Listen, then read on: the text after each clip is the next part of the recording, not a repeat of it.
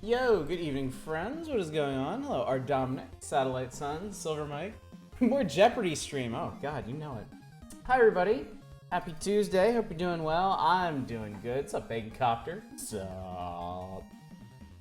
I don't know if y'all were here soon enough for this. This song that's playing right now is from Crisis Force. The one before it was from Tailspin, and I thought for sure it was from a Mega Man game. But no. I guess whoever did the soundtrack to the old Mega Man games did Tailspin as well. Tummy hurts. Aw. Sorry to hear that.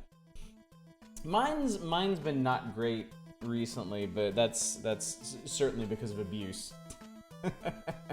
And I'll drink to that. Dude, Burger King made me super sick the last time I had it. I used to like Burger King. A lot. They had their burgers had that unusual sweetness to them that I would sometimes crave. But the last time I went, it was just awful. They've probably fallen off worse than any other fast food chain that I can remember from my childhood. Well, no, any other burger place. Little Caesars might have fallen off more than any of them, come to think of it. So. Anyway, gang, hope you're doing well. I'm doing great. Hit another important milestone today. Had the final thing I had to turn in for my daughter's school stuff. So I don't have to worry about that anymore. She has 2 more days of school, and then we're done. It's over. That's it. Gradius 2. Oh, that's a thought. We might actually have time for that tonight, Satellite Sun, but we'll see. Ordered online, showed up, the drive-thru wasn't moving. There were 3 cars ahead of me. I was in that line before. Oh, God, that does suck. I'm kind of used to that here because, like, we get insane lines for stuff like In-N-Out, where you can expect, like, just drive-through to take upwards of an hour just because of how popular it is, depending on the day or whatever. But for Burger King, Jesus Christ, that's probably some pretty terrible service. Got up to the windows, just the manager all alone. Oh my God. Yeah, that poor manager. Also, hi, Krager. Good to see you, of course. That is awful, yeah. I mean, I can very easily have sympathy for any of the employees. The company, go fuck themselves. At some point, you just have to close, right? Yeah, put up one of those viral signs like, we walked out. They won't pay us what we deserve. Bye. Good luck. Good night. Yeah. So, okay, before we get started, I should mention that there is a new Dragon Coin option available by popular request. But as you know, the 1,000 coin option is for requesting things that you see in the magazine as we are going through it, right? Well, an excellent point was brought up last Saturday, that there may be Japanese games, or games only released in Europe, or other things like ROM hacks that people might want to request for Retro Nights. And there's not an option for that. Well, now there is. For 5,000 coins, you can request pretty much whatever tickles your fancy. Not something from the normal US NES library, because we will get to all that stuff via Nintendo Power over time. But, you know, if there's some weird Japanese game that you really want us to try, if there's a ROM hack that you know of that you think would be a good time, that's how you're going to want to request that. And that will be open all the time. You don't have to be here specifically for these streams to request those. So, gonna be mad at a specific person. Hey, Burger King, maybe pay people. What would life be like if companies actually paid people thing? A lot better, I think. A lot better. Anyway, as I'm sure you're all aware, last Saturday we started with the Power Hours, our new stream type where we're going to be going through old issues of Nintendo Power to find cool stuff to play, and not so cool stuff like Jeopardy, which actually ended up being really fun, against all odds. We had such a great time, we only got about more than halfway. Actually, yeah, quite a bit more than halfway through the first issue. So my plan for tonight is we'll finish the first issue. We'll play anything that looks interesting out of it. Don't forget to request stuff if it looks good. I'll circle back I will wrap up some of the stuff that was requested last time that I didn't get to, including Bases Loaded. Maybe a real quick run of Mario 2, I don't know. And then we've got some extra time tonight. I might circle all the way back around to the original NES request list and play some of the shorter, weirder stuff off of that. So, but last time we left off right when we were getting to video shorts, which is a very important section of Nintendo Power because obviously they couldn't feature everything that was coming out. They didn't have space in the magazine to cover every single notable game in depth, since they had to reserve those 2-page splashes for fan art of the Mario characters doing track and field and shit. So they have video shorts, which are basically 1-page little blurbs, or sometimes less than 1 page, about interesting games that people might want to check out. And their intro to this. The Now Playing section of Nintendo Power features every single new release video game now available or coming by the next issue for NES. You've been reading our in-depth reviews of Double Dragon, Contra, Gauntlet, Wheel of Fortune, and Jeopardy! Now you can look forward to more great games in the video shorts section of the magazine. Here you can take a peek at a long list of titles chosen for challenge, fun, and excitement by our Nintendo Power magazine editor. I guess that was Howard Phillips at the time. These games are the hottest out there. You'll see a lot of your favorite arcade video games in the reviews, as well as other hot favorites, including spy, fantasy, and science fiction games. Rather interesting spread. And the first of these is Legendary Wings, which we're going to play in a minute here, because it was requested at the end of last stream. I have heard of this game, but I know very, very little about it, and that weird face on the left there is like etched into my memory, but I couldn't tell you why. I think maybe one of my friends when I was a kid had this game and I saw them play it. I did have a few friends when I was in elementary school that also had Nintendos, and they had a very different spread of games than I did. So apparently this is a Capcom joint. In ancient times, when the world was young, a dark force threatened the existence of mankind with total destruction. Power and might of the enemy of the land was so great that only Ares, the god of war, well, they were a little ahead of their time there, weren't they? To bring forth an answer to the terrible threat, he singled out 2 brave young men and gave them wings of courage and love. And thus began the adventure of Warriors of the Wings. Legendary Wings, an action-packed game that requires shooting skills and ability to control many unique characters. In this game, you actually fly into combat with wings of your own. When you play this game alone, the enemies attack with incredible speed from unexpected directions. Even if you're skilled in other shooting games, you'll find this a big challenge. If you're a beginner at shooting games, you might want to have someone play with you and study the strategies of the game until you get a handle on the action. You may need training wheels for this one, kiddos. Go ahead and give this a try. I feel like opening up with some gameplay tonight. Let's see here. Put it up on the big screen so I know what we're doing. There we go. It should be fine. That's good, is it? Oh, here's the attract mode.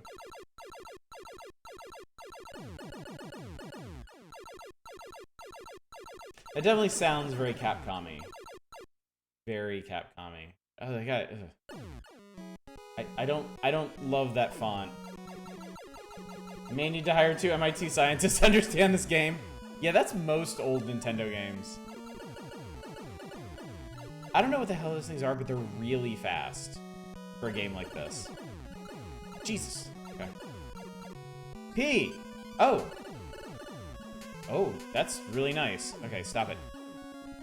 Oh god, oh god, oh god, oh god, oh god, okay. Wait, what? No.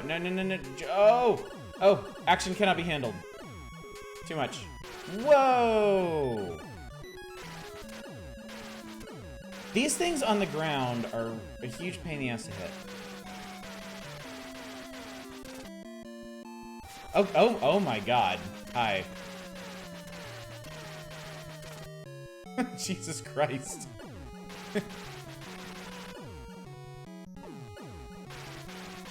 You thought it was good anyway? And then I see you mentioning Jones in the fast lane in the same breath. So I don't know whether I should trust you or not. This looks neat. And yes, there are shmups are not messed. Oh, Jesus! Oh, he hit me. Oh, he hit me and I lost, I went down a level on my whatever the hell it is. Okay, so you can blow up the heads if you get a bomb into them before they decaffeinate themselves. Okay.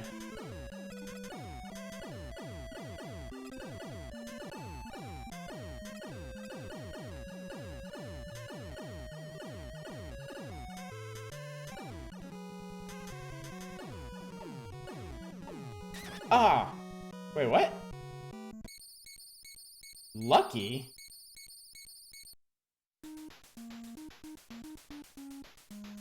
Oh, Lord, okay. And now suddenly it's a... Oh, these are point items, cool. Alright, now it's a side scroller. I was like, Jones in the fast lane was good, so my rose tinted glasses aren't perfect. Well, we did talk about that. Jones in the fast lane was probably a lot more entertaining when you were a kid, and it didn't hit quite so close to home. When you could just laugh and joke about all those weird adult concerns and just focus on numbers get bigger. Is the thing that just because there are fewer bullets, it's gonna be easier, that's not necessarily... Yeah, definitely not.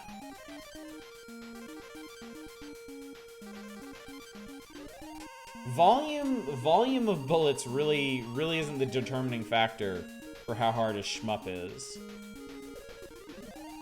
There's a lot of factors that go into it. I'm sorry. Oh, okay. Jones of the Fast Lane's dark humor is pretty fresh for gaming at the time, too. Grandma asking you sings Swing Low Sweet Chariot. What's up, Penitent Man?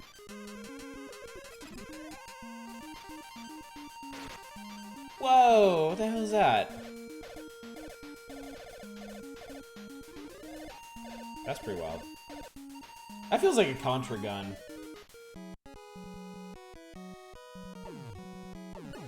Okay, so I accidentally found some kind of bonus area. That's cool. I got a pretty sweet gun out of it, honestly. Ugh. Oh, Jesus. Okay, I think I got a one-up.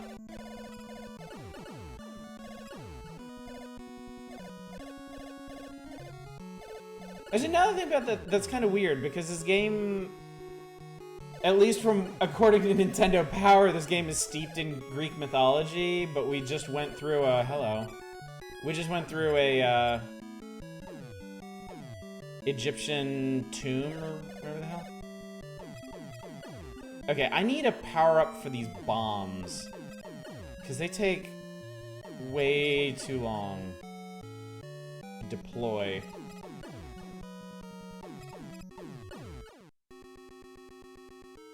It's a Dargon!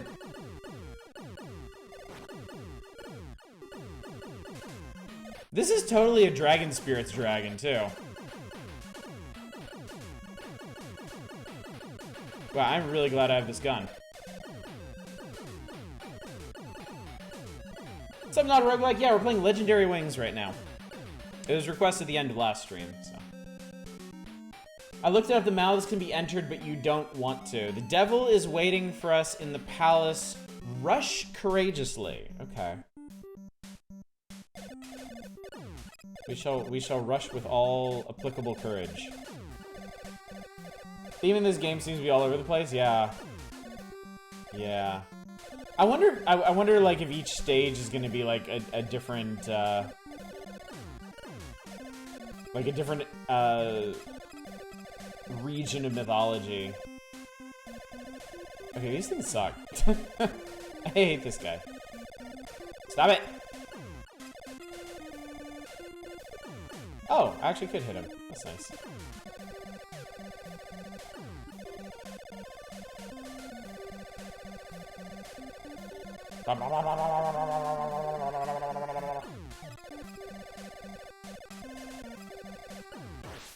Ah, shoot. Okay. Ooh. You fucker. Word Mythology is doing a lot of work on that review. Also, is going to fact check them in the era before Wikipedia and Carta. Wow, you suck. Oh my god, okay. What the fuck? Those things are awful. What's up, Kodo? Yes! Legendary wings. You can look up stuff in the encyclopedia on CompuServe. Holy shit. I don't remember this from Greek mythology. I'm sorry, what exactly do you want me to do there? Okay, we'll do that. Ooh!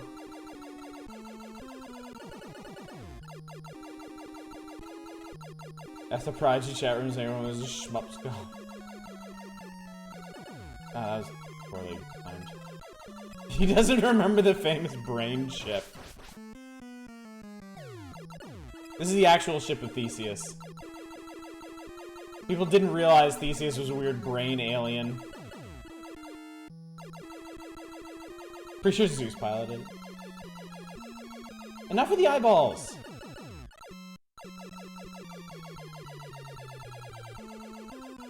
Please. End. Brain ship regrows each cell within itself as a brain ship anymore.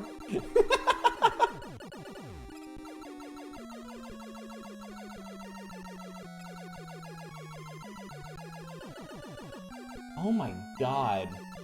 Brain Ribbon thinks gave you the Ghiblies when you were a kid? Well, eventually, I want to play Abadox.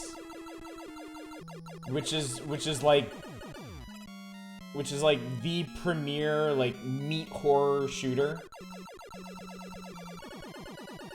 Oh my god, this thing's never gonna die. Oh god, these eyeballs.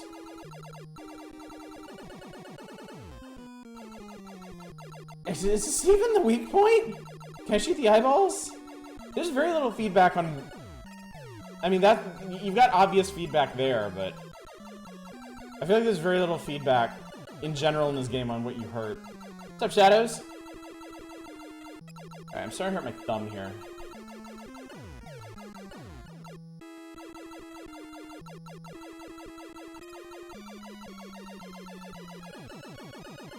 Thank you, God. What's up, Smokey? Why is a girl in space fighting an Eldritch Abomination? We have cleared this area. 4 areas are still to be clear. Hold out for final victory. Okay. Let's make it cleary.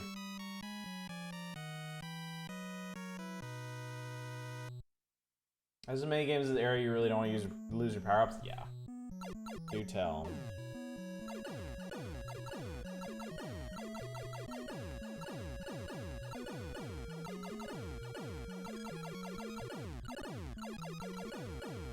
I really wonder how much faster that would have been if I hadn't lost those power-ups.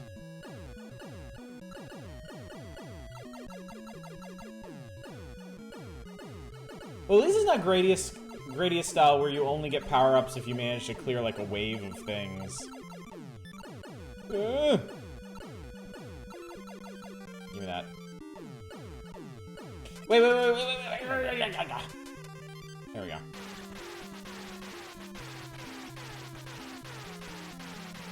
So yeah, I think if I get blasted by that smoke, I have to go down into the Tunnel of Doom or whatever. That's the bad one.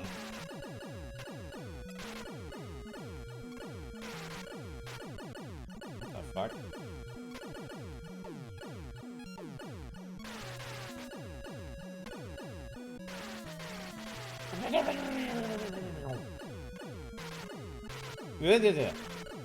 Stop it. Legend of Hidden Temple crossover. Old Mech will have his revenge. Yeah. Give me that. Alright. Is there anything beyond this? That's what I want to know.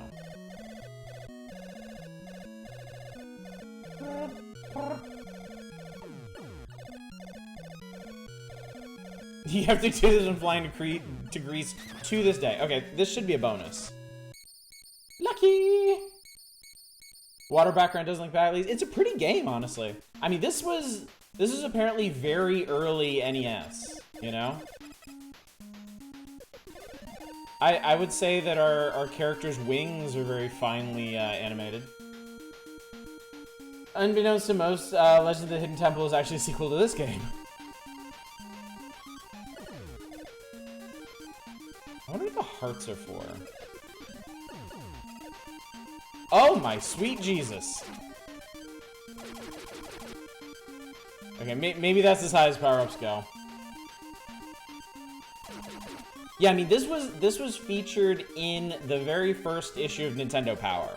So it was very early on in the system's life cycle. I'm all shiny. Can I get down there?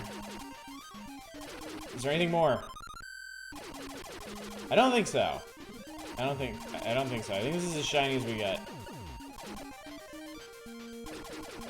I like you get points, it doesn't display your score anywhere. Yeah, kind of unusual for the games of this era. If I pause, okay, if you pause, it bothers to show you your score. We're solidly in the 300,000s right now. Game devs are still throwing all their coolest ideas at a wall, and anything that fit in a cart went gold. And I like that. I like that a lot. Like, one of my favorite things about the NES era, it was just devs trying all kinds of weird shit because there were really no archetypes for what they were trying to do.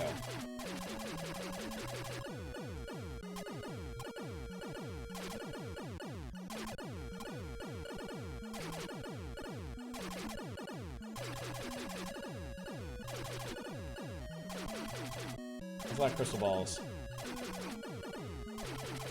Seems a bit excessive.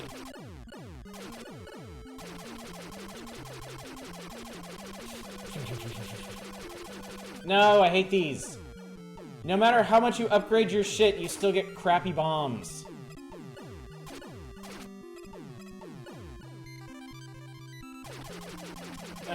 This shit happens.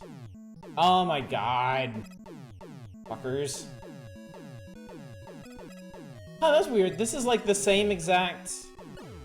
Huh. Wait, is it gonna be the same every time? Is this how this... Is this just how this is gonna work? We go past a bunch of statues and then we fight a dragon? Hearts or continues? Wow, I've got a shit ton of continues then. The devil is waiting for us in the palace. Okay, so Brain Ship was a devil. Oh god, is it gonna be the same Brain Ship?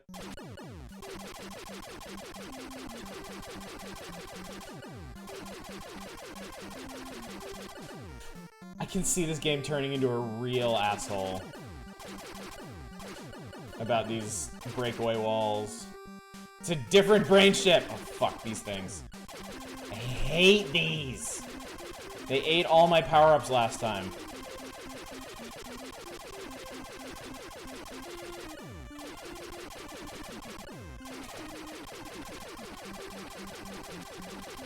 I can just... Okay. Yeah, that sounds super Mega Man-y.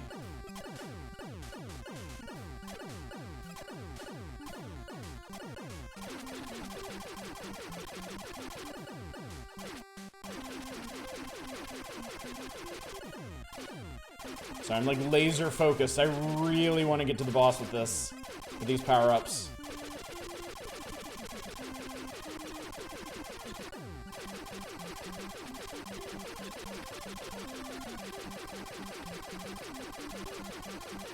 Oh, I think we did it too. Oh shit! How's everyone's night going? Good, very good. My kids only have 2 more days of school. I am so excited to be done.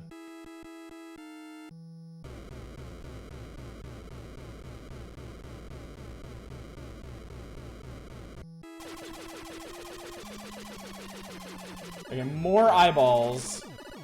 It's the same fucking thing, man.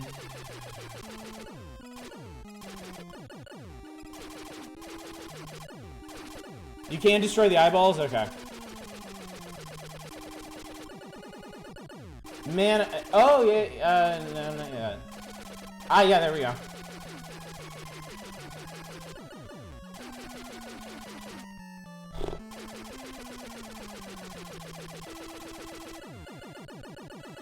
Alright.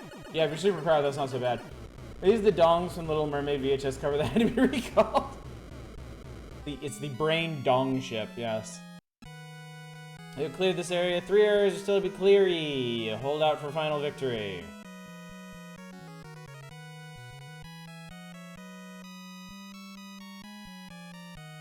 I'm guessing each ship will probably move in closer and have more eyeballs. So it'll probably be more relevant to blow up the eyeballs the further in you go. Okay. So the vertical shooter levels are different. There's probably the most variety in the vertical shooter levels. You get different backgrounds, you get different enemies and whatnot. The horizontal scroller stages don't seem to have much in the way of variety. And then I guess we're always gonna be fighting dragons outside, and we're always gonna be fighting brain ships inside. So neat game, but not really, not real big on ambition, I think. So I think I'd rather play this than like Twinbee. I got enough of Twinbees looping really fast.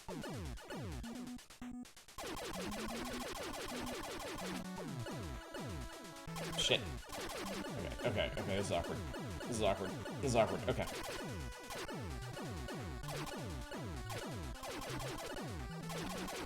These stages, at least, you get some interesting enemies.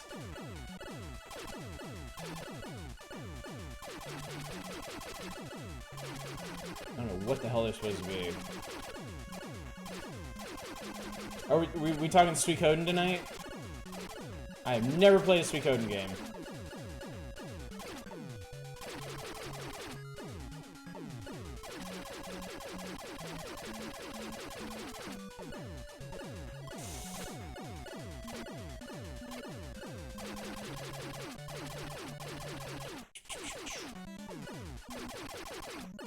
Hey, there we go. Bonus. What's up, Worst Elephant? We're lucky. How are you? Sitting in front of a fan trying not to die. Oh, I'm sorry to hear that. Need to play Suikoden 2. Beat 1 has been sitting on your Vita forever. Paid for a proper copy of Xenogears. Isn't that a couple $100 at this point? Oh, back at release.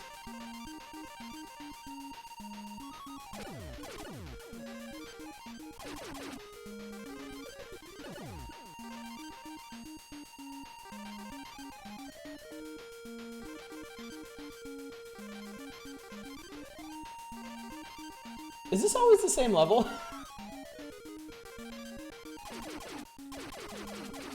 It feels like the same level, just with stuff rearranged. Like, the items you pick up rearranged, kinda? Maybe? Infuriating how Sony doesn't do anything to preserve the old games. Yeah. It sucks, but turns out you really can't count on companies to keep that stuff available. Honestly, I think that's one reason why I decided to turn to the likes of the EverDrive. Like, after making an effort on eBay to pick up old used games that I was interested in, like, it's just... You're never gonna be able to get everything, you know? Not without emptying out your bank accounts. And you know, I would never, ever be able to play this without resorting to the EverDrive, so. And that'd be a huge loss, because this is a neat game.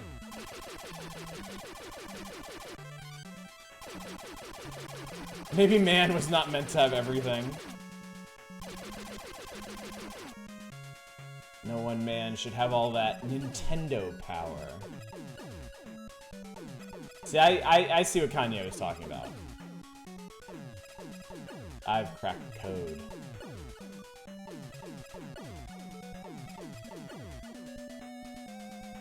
This kind of just makes me want to play Contra.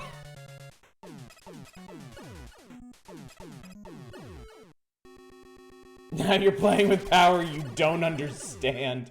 Oh, this one's a little different. It's pink and it charges sometimes. I call this stage the bitrate mutilator. Oh, is it getting bad? If only we could understand what the fuck Jaden Smith is on about. One of the great mysteries of the universe. That man was truly not meant to know. Doesn't matter if PS1 emulation has been viable since PS1 exists and they technically had a PS2 emulator.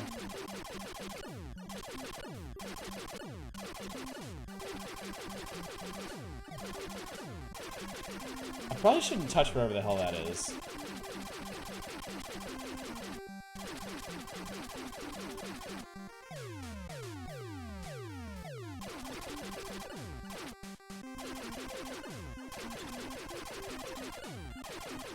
I feel a little ripped off that they don't let me use my bombs in here. I feel like they could be useful.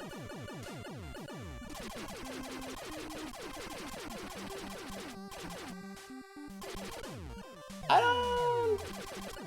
don't think we're in ancient Greece anymore. You know? Oh, this could be a problem. Oh, it wasn't. I thought it could be a problem, and then it wasn't. Amazing.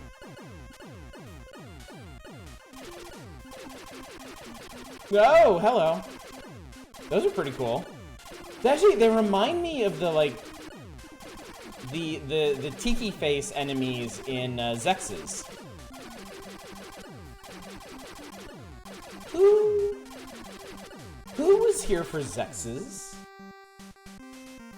Because if I remember correctly, that was the very first retro night ever. Remember those things being major assholes?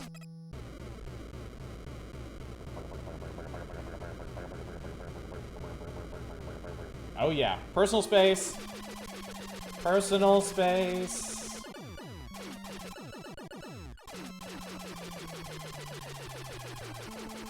I don't think you broadcast Zexus on Twitch.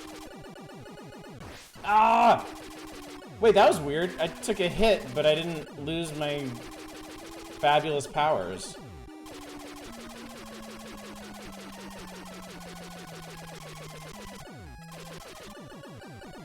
Oh, God! Oh, Nintendo hates it. The older brain shift getting even dongier. Tinkerbell, what the hell is this game? This is Legendary Wings. Apparently, we are one of 2 dudes blessed with wings of, like, love and brotherhood that give us gun powers to shoot brain aliens. That's a big alien dick in space, continually getting more dick-like. It's engorging. Look, I almost 600,000 points. Shut up, chat. You don't have 600,000 points. Okay, these levels are getting really weird. Like, super double plus weird.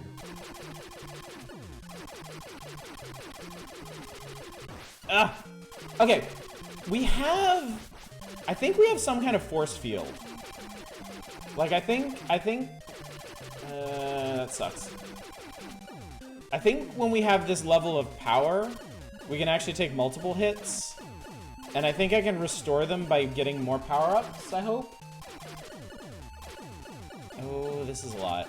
This is a lot to take in. Okay, there we go. There's always one of these guys right in the middle that really wants to suck us into one of those side-scrolling dungeons.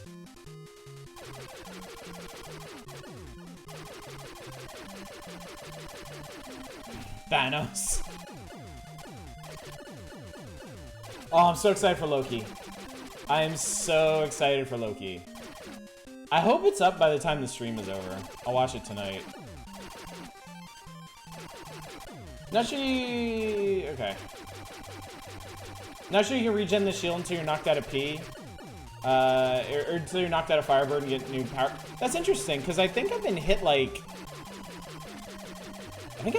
at least 3 times. Those are from Mega Man! Those are those stupid Mega Man 2 drills that everybody hates. Even if they are free power-ups. I hear what you have to say about it. Well, I will let y'all know tomorrow what I think of Loki. Loki's died, not died so many times in the movies, I don't even remember where we're at right now. Well, don't worry, this Loki was reset. This was pre-many deaths Loki. This is like immediately following Avengers 1 Loki. Yeah. Time travel, it fixes everything.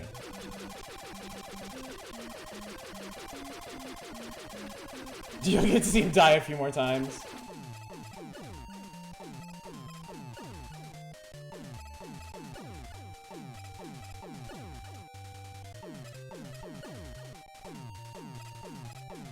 That is one thing I'm interested to see how they handle the character development on the characters that they basically reset, namely Loki and Gamora. And yes, Tom Hiddleston is very, very good in pretty much everything, so I have plenty of reason to be excited about Loki. I mean, it looks like a really cool series, honestly. Not been super into Marvel TV Universe recently. Have high hopes for Hiddleston Storm. See, that's the thing for me.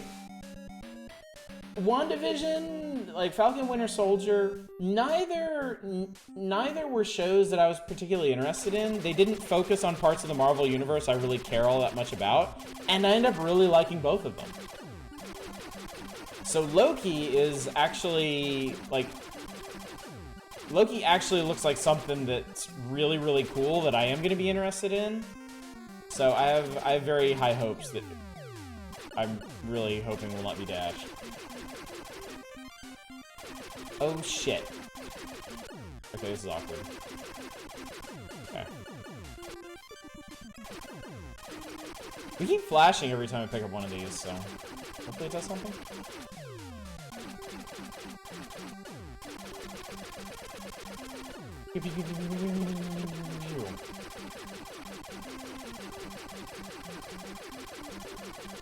Yeah. Stupid lazy beams. Stupid aliens.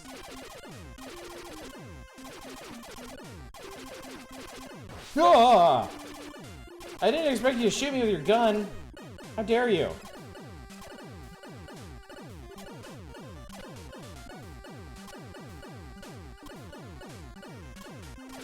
Disney has a weird issue of repeating different things randomly. How many times have we had Disney's first openly gay character who isn't gay, so he can't easily be censored out from covered countries? Yeah. Loki's gonna have a freaky, shitty CGI Luke Skywalker at the end of it too. I'd be so sad.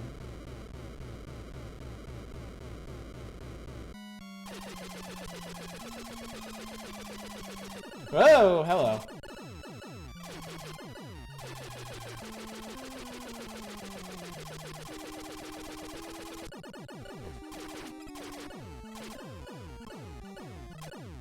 Oh god, the flickerings actually make it really hard to see what the fuck's going on.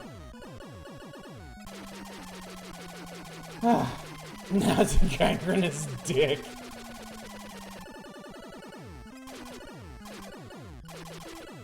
Jesus Christ, stop existing. You know, I was just about to make fun of how weak an effort this is to make these fights harder by just giving it more eyeballs and make it move in further, but you know what? It actually does make it harder.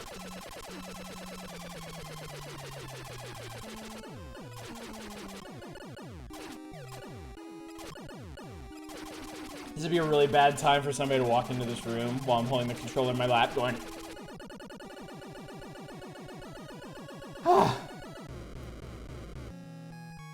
Is Twitch gonna let me see chat again? Thanks. One area left. Always felt they mishandled Loki in the first Thor movie. Given his apparent goals, it would have made much more sense if he hadn't lied to Thor about Odin dying. If he told Thor's friends when they discovered Loki was on the throne, would have put everyone in debt to him for giving. Yeah. Well, okay. The early Marvel movies, they very clearly had better grips on some characters than others. Like, I kind of feel like they knew what to do with Iron Man right from the start, probably because of Robert Downey Jr. Because he was such, you know, he's very naturally Iron Man. But yeah, in the Thor movie, like, the Thor movie really felt like they were still trying to feel everything out. And, like, yeah, Loki in the original Thor movie feels so different from all of his other appearances to me. I kind of felt the same way about the first Captain America movie. I think, so me personally, I think there's only 3, oh Jesus Christ, holy fuck. Okay, there was no getting away from that. Danger. I feel like there are only 3 bad Marvel movies. And only one of them was like really genuinely bad. And that's the first Captain America movie.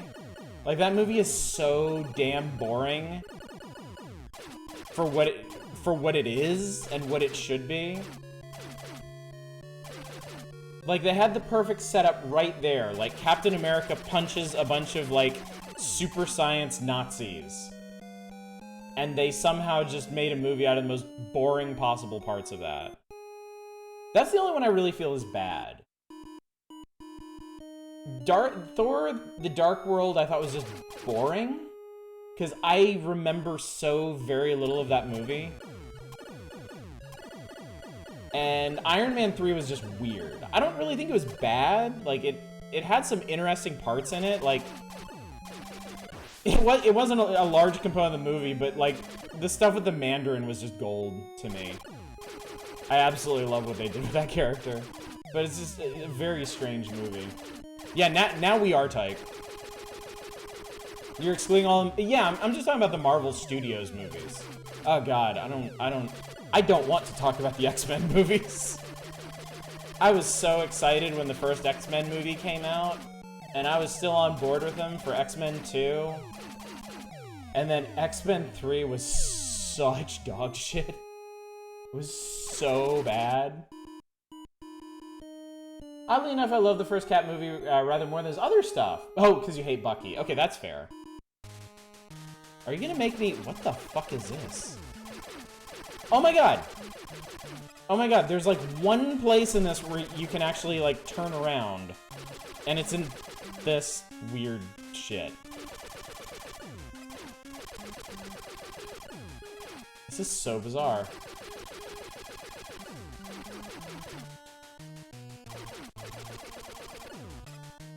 Okay, that was weird. Thanks for vomiting me back out, Space Face. Trogdor, thank you for the follow. please don't burninate my channel. Oh. How long ago was Trogdor? How old was I when I was making Trogdor jokes?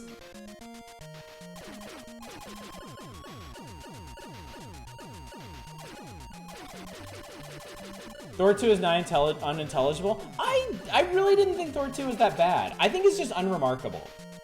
Like, to me, the biggest sin of Thor 2 is you could delete the entire movie and just be like, Thor's mom dies at some point. And that's it, you're good, you're done.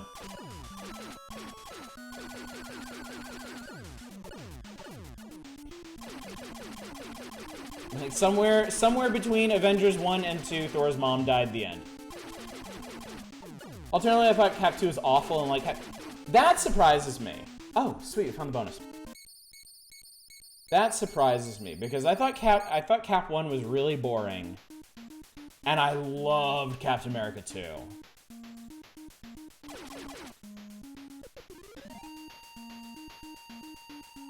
You liked all of them, 2 was your favorite?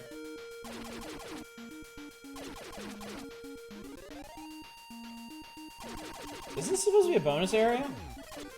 Oh, no power-ups. 15 years ago for Trogdor references. Thinking more about it, I've never fallen asleep during Cap 1 while it took me 3 tries to get through Thor 2. That probably says something. Yeah, I'm certainly not going to defend Thor 2. But for me, for me at least, I think it was more watchable than Captain America 1. I think just Captain America 1, like, there's so much.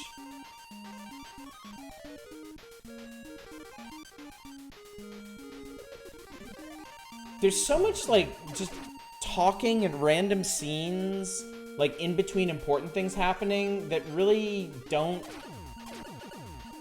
They don't feel like they move the story forward in any way. Like, and it's a shame. I like the characters. It's so weird. I like all the characters. And I like their writing when they're doing things. It's just, I feel like nothing happens in Captain America 1. I feel like there's a bunch of dialogue scenes and then, like a 2-minute montage of all the cool, like, Nazi exploding shit that should have been the actual movie. Okay, I don't know what the fuck you're supposed to do here. That's really stupid. Really liked Agent Carter.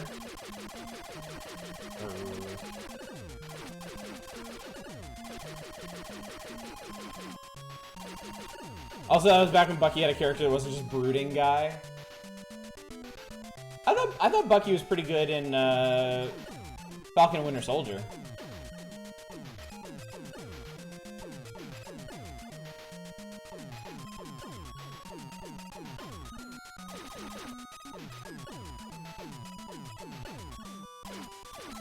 We entered the first Avengers movie. I hadn't seen any of the Marvel films, so my nephew pulled out all his DVDs. We binged them over a couple days. In order according to the official timeline. Wow, cool. That's pretty neat. Yeah, I saw everything way out of order. Because I saw Iron Man 1 and 2. I saw Iron Man 1 and 2, and then I saw Avengers 1 and 2. And then I saw some scattered films on airplanes. Like, I saw Black Panther. I saw Guardians of the Galaxy 1 and 2. It was only recently that I actually, since I have Disney Plus now, leading up to WandaVision, I went through and I watched everything. So my opinions on these movies are very fresh and not in the Rotten Tomatoes sense. But I have watched them all recently, so.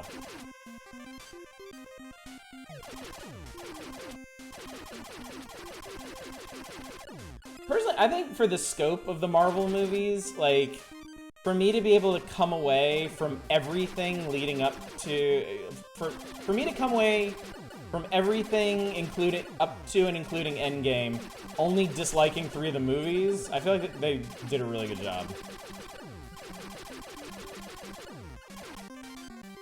That's a lot of power-ups.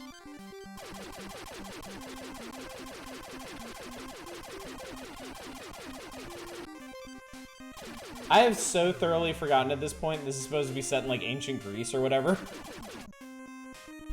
This is bonkers. Oh, no. Bad place for an alien.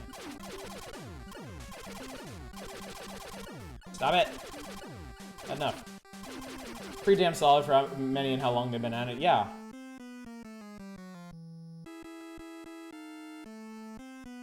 And they do change over time. Like, going back now and watching, like, Iron Man 1 and Captain America 1, Marvel movies have evolved a lot over time.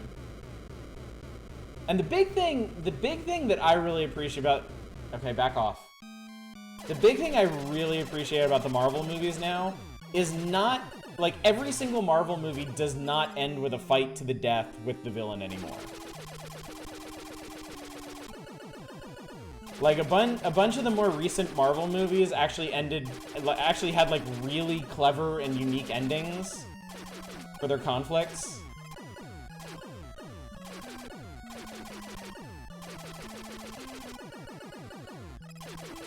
Actually, cinema isn't meant to be enjoyed.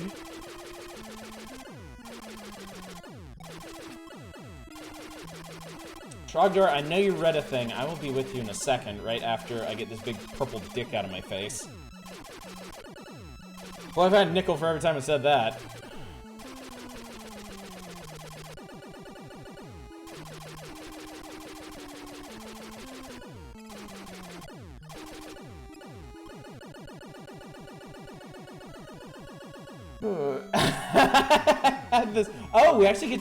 We actually get to go through the dick ship this time. Ooh, exciting. That was on the background. I had to come back. You've got all the context you need right here. Oh, hello. All right, you're gonna be a real motherfucker this time, aren't you? Okay. Ah, they get you coming and going. Ooh, this is gonna be awkward. Okay.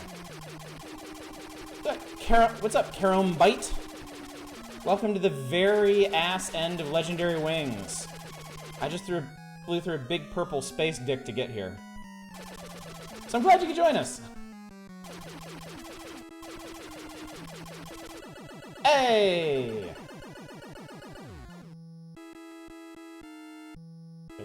Did I do it? I got the high score. You have saved human race from its extinction. Hell yes. Thank you for playing. My pleasure, game.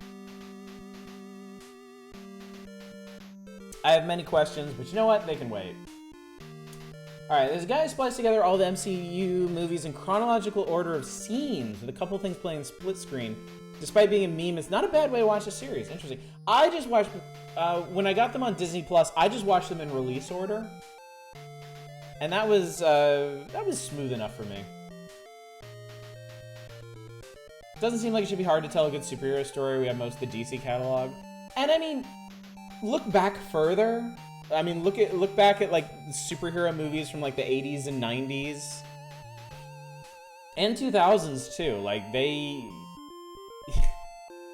Even the amazing thing is, even with a template, like even after like the Tobey Maguire Spider-Man movies, which, you know, I feel like it should be a pretty simple thing to ape if you want to make a super. I'm not looping this shit.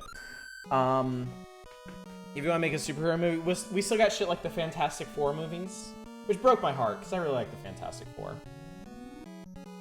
And then there's a big purple dick comment.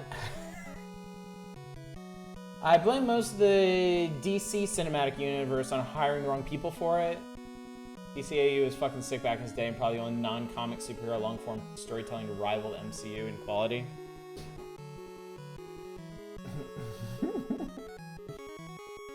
Finally, someone read my nickname correctly. I'm glad I can do that. Bring help. This one's hard. I guess I did beat this without using continue, huh? The real whatever this game was starts here. Even the Wonder Woman movie people like. The first Wonder Woman movie was supposed to be pretty good, right? And it was the second one that people were pretty down on. Alright, anyway, we did that. Back to the magazine. Let's find some more games to play. Yeah, 1984, I heard a lot of bad stuff about that. Fackman, best superhero. Now Fantastic Four movie rights are back with Marvel. They might finally make... Man, Hoink, I'm really hoping they make a good one. Like, really, really, really hoping. Oh, God. You missed the looping back to stage 1. No, I didn't miss that. I'm not looping that game. I refuse to loop that game. I've had enough alien dongs in my face for one night. Thank you. All right, Iron Tank. The year is 1944. It's almost summer, June 5th. The Normandy coast of France is about to invade for the United States. Da da da da. We played Iron Tank. Iron Tank was really good. We also glitched Iron Tank out, so we couldn't finish it. That was heartbreaking too, because I was really getting into it. Where is it? Where are you, little bastard?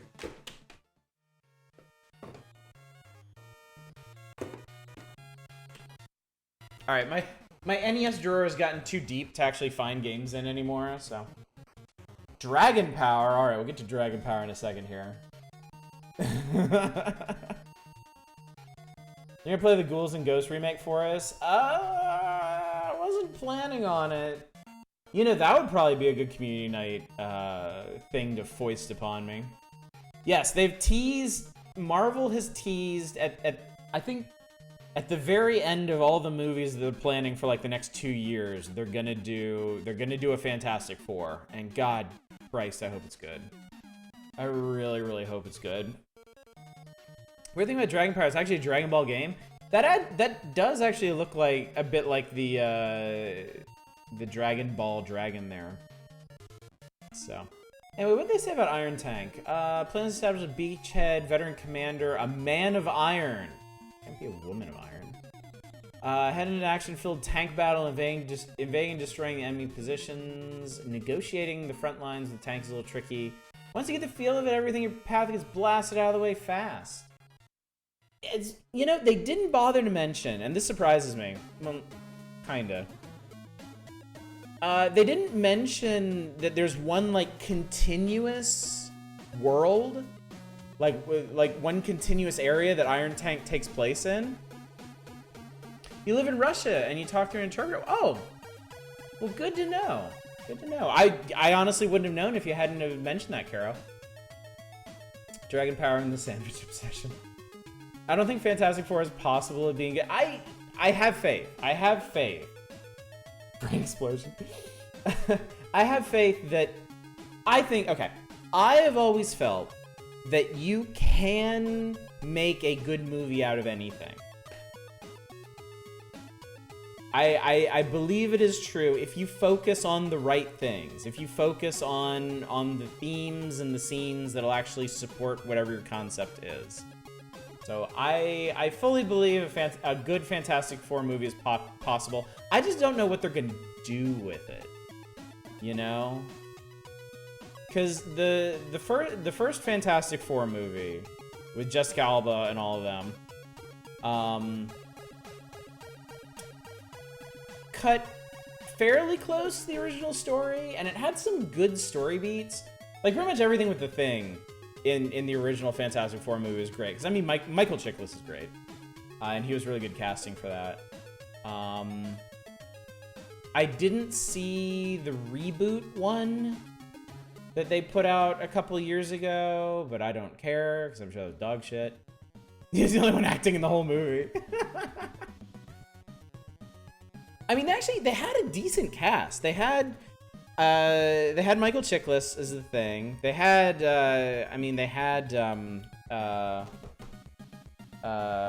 Chris Evans as Human Torch. Excellent casting there. I think Jessica Alba could have been good, but that movie was not written particularly well. Michael Chiklis is the third best Michael in the world. Where do I rank on that one, Silvermite? That was under tons of, like, latex. I don't give a shit what's in the movie. I just want goddamn Thing Burger. Oh, no. Did you actually try it, Dom? That's heartbreaking. Second. Thank you. Thank you. That means a lot to me. The guy who played Mr. Fantastic was pretty bad. And I think the guy... Again, I think the guy who played Doctor Doom... He was from Nip Tuck, wasn't he? That weird FX show.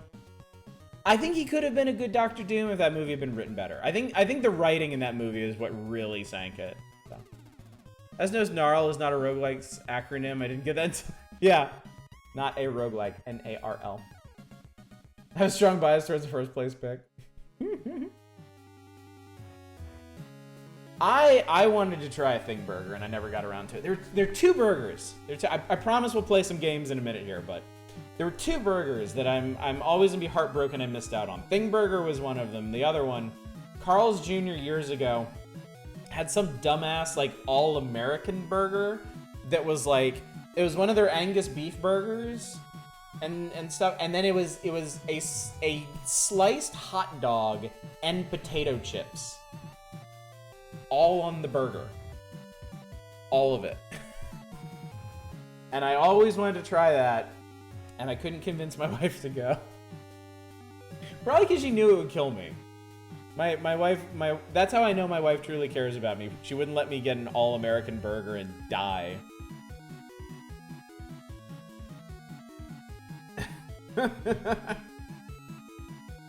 All-American burger made with Angus beef. What do you expect? It sounds incredibly haunted. It sounds like an anime's idea of what American burgers are. That would be very easy to make at home, but why? See, that's the problem. We don't get shitty hot dogs here.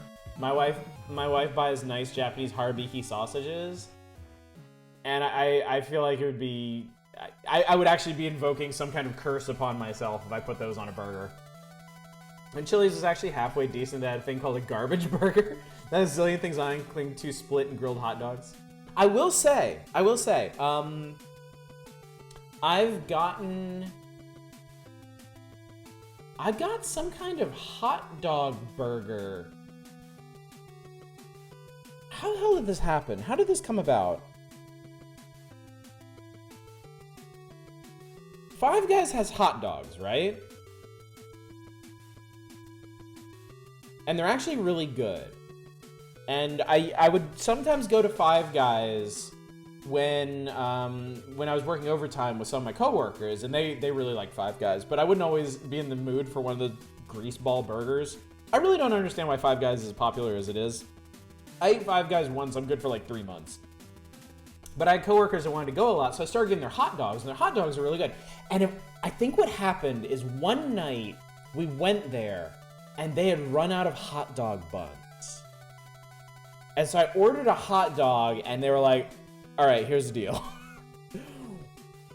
We got hot dogs, we're out of hot dog buns, but I can make you a hot dog burger. And I was like, sign me the fuck up. And so they took a couple hot dogs and they sliced them, they chopped them, they sliced them down the middle and grilled them and then laid them out on a hamburger bun and just like mashed all the topping into it, and it was so good. It was so good. And now I kind of want to go Five Guys again. Yeah, it was rad. I do like Five Guys. I like it as an establishment. It's just I physically can't eat there more than like... I can't eat their burgers more than like once every couple of months. Because, yeah, death is certain. My God, do I love conspicuous fast food consumption. Way too much for... Yeah. I don't understand how it's not too much for everybody. Anyway, Gunsmoke. We played Gunsmoke last time. Gunsmoke ruled. Gunsmoke was really, really fun. Did they tell you how this shit worked? Oh, apparently he plays a guy named Billy Bob, who stands alone and fearless, ready to face the worst bandits out there. At the general store, he can purchase what he needs to send those bad dudes to their final resting place on Boot Hill. Through a rain of rifle fire, gunshots, and dynamite blasts, he coolly aims to rid the town of the meanest desperados this side of the Great Divide. Ah, once you have the wanted poster, you can have the big showdown with the local bad guy. Okay, so that's what they need to tip you off with. Best burgers, chili burger from Tommy's. I am not familiar with Tommy's. Can't think about this too much with this chicken sandwich rolling around in my guts. Disagree on Inside Five Guys. I want buns. Y'all never get on Gnarl's case for context. It's only me, and I'm talking about purple dicks. Jesus. Judgmental much, chat? Alright, Rambo. Here's a video game based on the all-time movie hit Rambo, and it's just as fast and action-packed in the video game version. I find that a very specious claim. Story goes, the combat-hardened Rambo, a Green Beret and hero of the Vietnam War, returns to Vietnam to rescue his buddies who are captured and are still held in the jungles of Nam. In the rainforest, against the worst that nature and war can dish out, you search for the POWs that were left behind. Okay, 1988, so... I mean, that's a screenshot from Rambo 2, right? So this is a game... Rambo is based on Rambo 2? Wait. Yeah, that's gotta be right. Because the first movie is actually called First Blood. And then the second movie was First Blood Part 2, Rambo, right? So what the fuck game is this? This is apparently from the soundtrack for Lagrange Point. Doesn't look like it got an American release.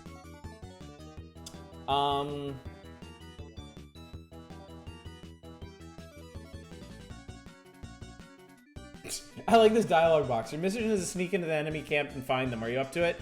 You get options. I'm not afraid of death, or I feel better in prison. Alright, and then Dragon Power. I'm gonna read through Dragon Power, and then we'll play both of these. Exciting adventures based on the classic Chinese story. Okay. There are lots of kung fu-like movements. You begin deep in the mountains where Goku and Nora start their incredible mission to find 7 crystal balls. Holy shit. It really is a Dragon Ball game. I'll make all your dreams come true, Goku. Went First Blood, Rambo, First Blood Part 2, Rambo 3, John Rambo. Okay. Lagrange Point is one of the last NES RPGs and is interesting in how large it is and all the special stuff they did with the cart. Huh. Ahead lies long, dangerous, and fantasy-like escapade as the two search for the crystals. The journey takes them through sultry deserts, deep into caves, and through battles with incredible monsters. But they succeed in finding and claiming the crystal balls. Goku and Nora will be granted one wish by the Dragon Emperor, and this wish is their ultimate goal. Will they make it? Only time many adventures will tell. Take this powerful jump kick! Alright, let's do this shit. We'll come back, Matchbox Motor City Patrol. Don't you worry. We have video games to play. Alright, Alright, you requested Dragon Power first. Let's do that. I guess there's a chance that I will like this. As opposed to... Oh! Fuck! This is straight up a Dragon Ball license game that somehow came out here. Yeah, it's from Bandai. There we go. Turtle Hermit. Oh my fucking god. Okay, let's go on a trip. How do we search? Use this. Dragon Radar. Now, let's go. Alright, Boku and Gulma. Oh my god, look at him! What's up with his fucking hair?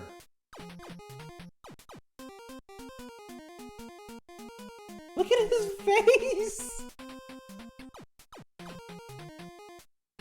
Also, I think he's still got his tail. That's not canon. Oh god, what have I done? Bomb!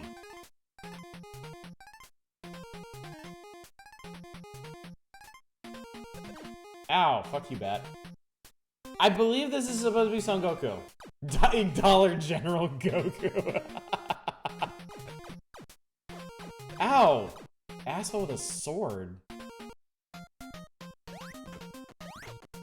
The Japanese version has a significantly better Goku?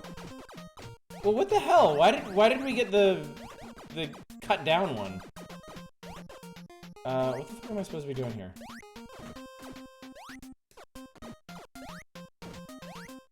Okay.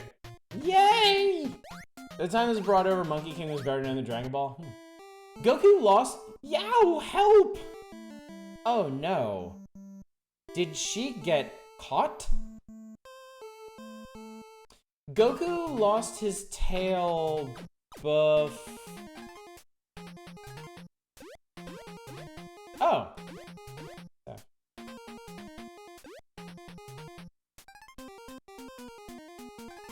Oh no, that's right. He does have a tail at the beginning. Yeah, I think you're right. Piccolo does cut his tail off, yeah. Japanese version is called Dragon Ball Shenron no Nazo. Oh god, that just reminds me of Atlantis no Nazo. Hurry! Help me, please!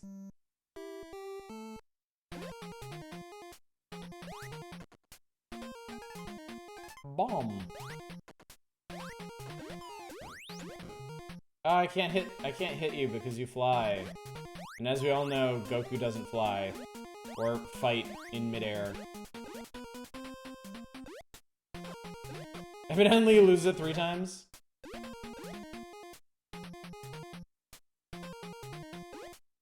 That's right. Piccolo cuts it off and then it grows back at some point, and don't they cut it off again before he notices? Wasn't it long and Poir at the end of the first arc? Hey, it isn't a joke. Hey. Are you alright? I'm fine, but... Get that band of thieves. That's right, that's right. Roshi wouldn't cut his tail off. He just blew up the moon. Good old Master Roshi. Alright, I'm going to fucking die here. Also, who is this asshole? Oh, cry. Why don't you cry about it, you little baby? Game over! The moon had it coming, quite honestly. Really enjoyed DBZ in my misspent youth, but what a bad show that was. DBZ is fun when it's moving. DBZ is fun when things are happening.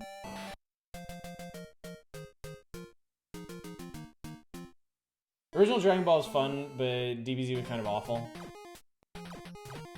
I watched all of Dragon Ball and all of DBZ with my wife. And Dragon Ball was definitely more fun. I think Dragon Ball Z is good,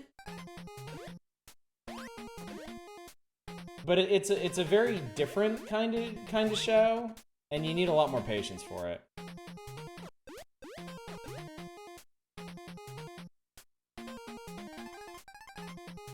I agree that Dragon...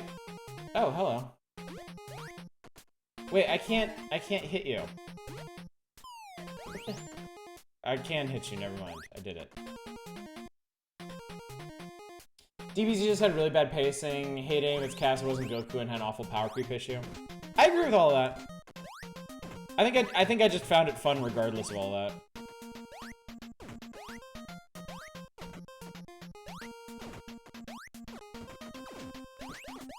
Yeah, holy shit, awful things happen to anybody who is not Goku in that series. Well, and including Goku. 75% of arcs were the same thing with names swapped around. They definitely, like... The reliance on, like, tournament-style conflicts, I think is a big weakness of Dragon Ball Z.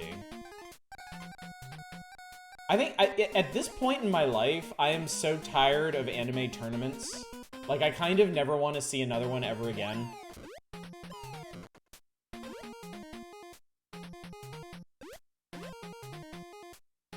Like, I've seen anime tournaments in Dragon Ball, in Dragon... Oh, I didn't mean to do that. Okay.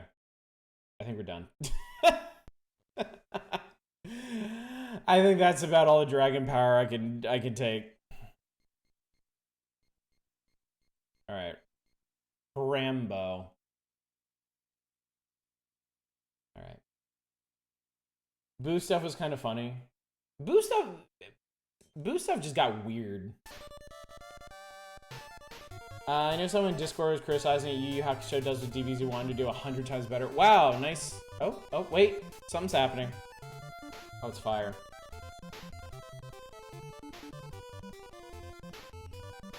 I stand corrected, the text rate not as bad as when Hargon talks in Dragon Quest Builders 2 because you skip through it in this game. Yes, the ability to skip through it is very important. Tournament arcs are really easy to write and take up time with, yes. Are you the most tired of anime tournaments? I've got 15 other anime haters from around the world. I can't do tournaments anymore. I've seen them in Dragon Ball and Dragon Ball Z. I know they keep doing them with like Dragon Ball Super, which is one reason I haven't watched it. I watched through the fucking tournaments in Naruto. I watched through the fucking tournaments in One Piece, and I'm gonna have to do it again eventually. When I was a kid, I loved Battle Angel Alita. And I found out years later that the author went on to do another Battle Angel series. And I was like really, really, really excited. And then I found out it was just one giant tournament arc, and I was like, skip. Never mind. Did you watch Hunter x Hunter? No. Name, John Rambo. Age, born 1947. Race, Indian and German. Citizen, U.S. Military service. Joined Special Forces 1964. Expert in light weapons and hand-to-hand combat. Qualified medic.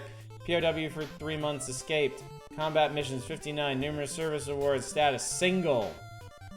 Alright, ladies, here's your chance. Also a licensed, single and licensed pilot. Colonel Troutman visits Rambo in the military prison. Might be worth a look. Best shonen you've read/watched. If I'm gonna watch something, on my own, the thing I actually really want to watch right now is Record of Lodoss War. I enjoy Deedlit and Wonder Labyrinth so much, it made me legit interested in watching Lodoss War. Nakamura Ellie, thank you for the follow. Rambo, I want to send you on a mission. It's dangerous, but you'll be free if you succeed. Our men are still missing. In a jungle in Vietnam. We believe they are alive, prisoners of the enemy. Your mission is to sneak into the enemy camp and find them. Are you up to it? I prefer prison. Oh my god. Look at Pixel Sly here. There was in fact a Rambo game on the NES. But it's up to you. The game...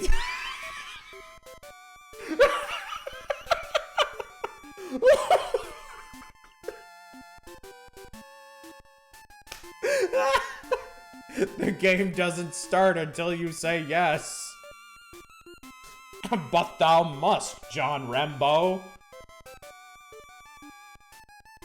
Oh my god, that's amazing. He's kinda sick. Good thing they licensed Stallone's face for this. I'm not afraid of death. Good, I'll make the arrangements. Oh god. He has not a neck. None. No neck. Oh! Hello. Hi. Okay. Why is Rambo being played by Arnold? Is this something? What am I doing? As the tiniest helicopter. Like a helicopter for ants. Hi. Are you... Okay. I'm Erickson. I'm glad to work with you. Rambo, forget about your absurd hand-to-hand fighting. Military technology will work best. The Widowick helicopter. Love this kind of game. These old platformers. I appreciate all the things they tried with them, but man. Go to the hangar. Okay.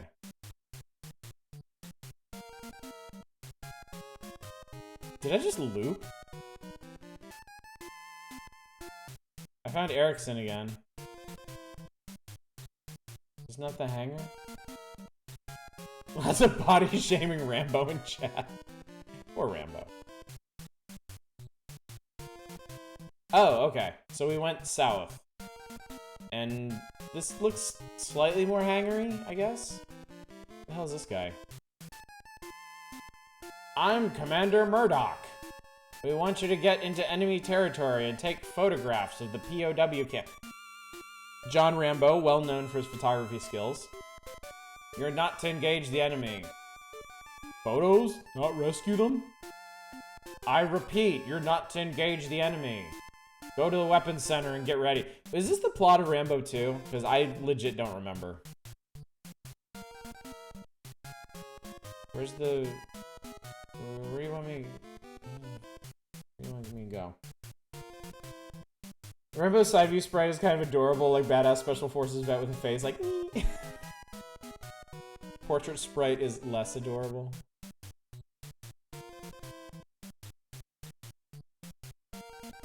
Oh my god, where do these assholes want me to go?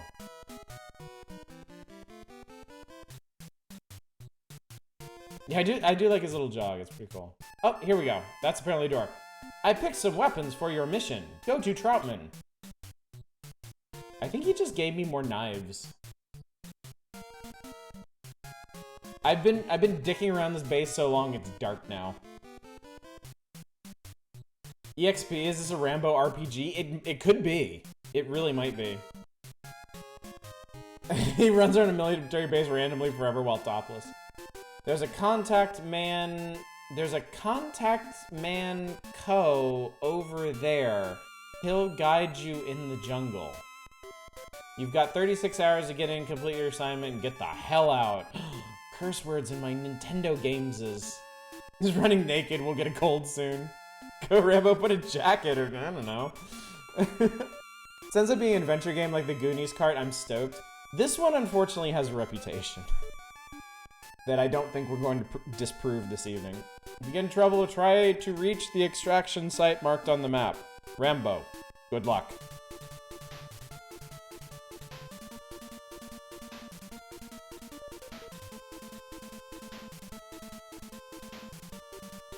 Splash! Right in the lake. Alright, we're here. We made it. How do I... That's how you change your weapons. Okay. What is this? Okay, throwing knife. Oh, shit, that's... Oh, God. Ow, you fucker. Hang on, I need you to be over here. Stab some birds and bugs. Ow! Ooh, okay. I guess we'd stay on this then. This is Zelda 2. First blood. Wow, it really actually is. But this is Zelda 2 that predates Zelda 2. Does Rambo level? He better. Alright, let's head north. Oh, God! Evil butterfly almost fucked me up there. Bet y'all don't remember that part of the movie, do ya? Oh, God.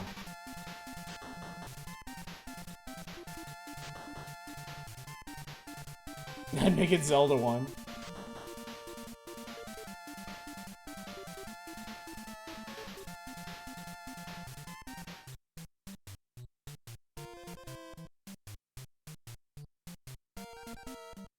Hi? You're outsiders, aren't you? Sorry, we can't allow strangers to get on our boat.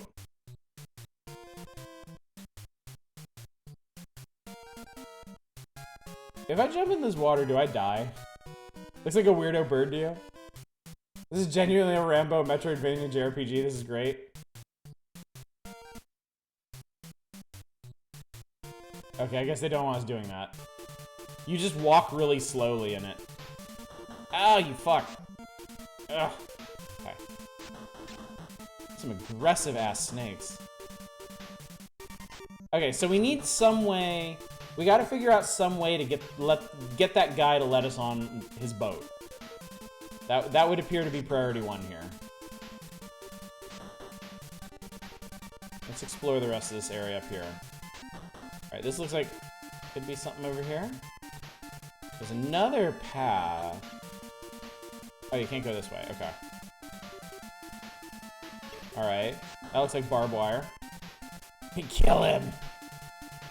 Well, yeah, we should kill him and take his boat. I'm sure he's a bad guy. These are straight up Zelda snakes. When they get line of sight on you, they speed up. That's hilarious. You're Rambo. Nobody's gonna arrest you. They all saw First Blood. Jesus. Love his dopey walk cycle. He's giving it his all. It's the Tom Cruise run cycle. Oh, fuck me. Yeah.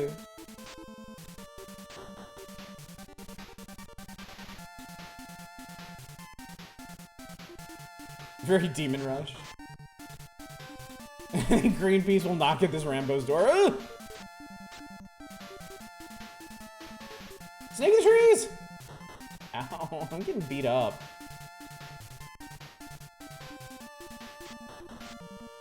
I really don't remember the part in the movie where the wildlife just, like, destroyed Rambo's shit. Oh god, you can't leave that way. Okay, here's something. I'm Ko. You did not expect a woman? Would you like to know something? What do you think about me? What? You look good. The camp is located in the jungle to the east of the river. I've arranged a boat. Let's go to the dock. Okay. I'm Ko. Who the hell is called Ko? Is she actually... She's following me. No, she's not. She's mirroring my inputs.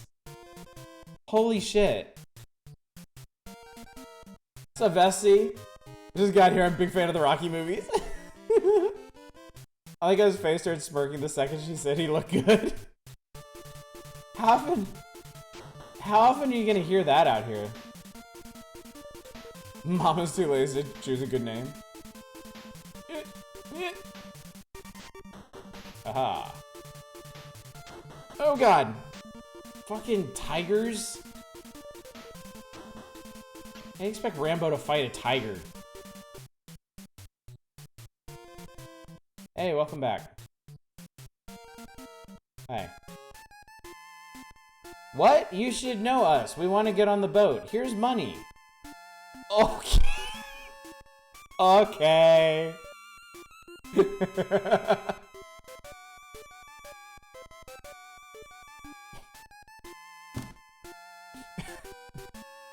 Get on, hurry. Where's your fucking boat, idiot? That's how a lot of my transactions go. Get on, hurry. Where is your boat? Rambo and Co. on the boat. Like a Dr. Seuss caption.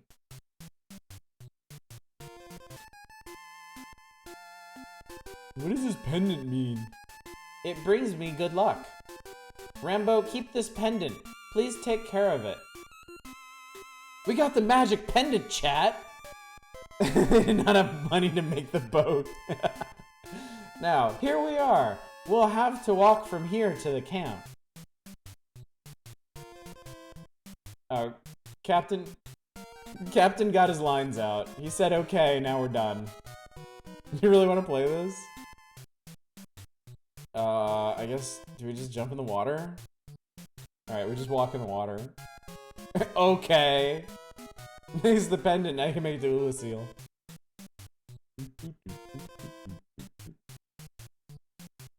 Oh, hi. Let's go search the village. You'll find it in the east. Okay. How in God's name did they think to make like a Rambo adventure game instead of a shooter or a more conventional platformer?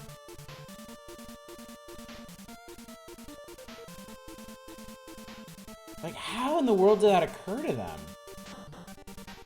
Here's money. Okay.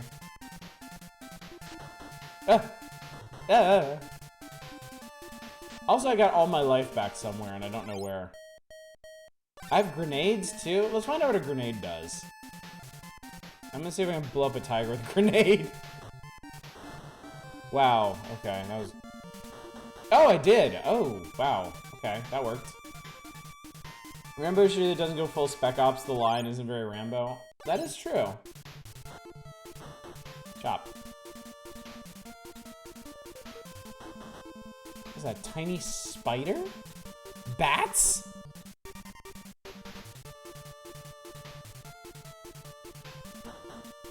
Oh, I get 2 experience for them. I got arrows? Okay, I'm not gonna shoot a spider with an arrow. As tempting as that is. Wait, what?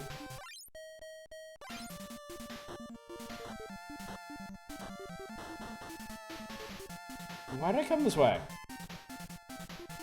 Bang, those are flame arrows? Well, they gotta have exploding arrows, right? It looks like there's normal arrows, and maybe I just got 10 exploding arrows. Doesn't even exist.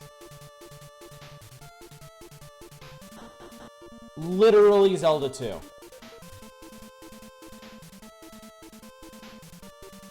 Literally Zelda 2.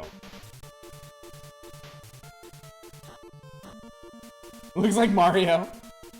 Alright, so I need... Okay, alright, if we're gonna go in there, we need a light. Second level of Mario? Oh, yeah, the underground section. But no, I just remember the cave. The cave in Zelda 2. The cave to get to the first palace is exactly like that. It's pitch black, you can't see the enemies. Yeah.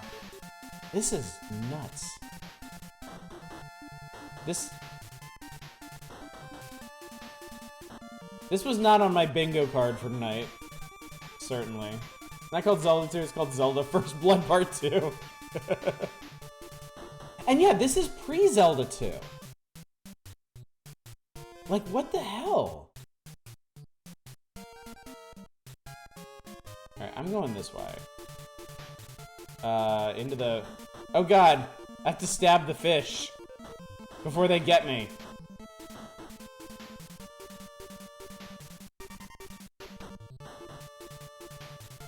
Zelda, the story your mom didn't tell you. Yeah, as it turns out, Zelda 2 ripped off the Rambo video game. I am ashamed to be a Zelda fan. The fish are good experience. Let's try some of these other weapons. Alright, so that's a basic ass arrow.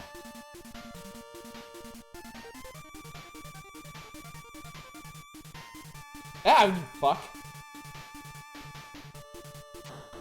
Yeah, exploding arrows.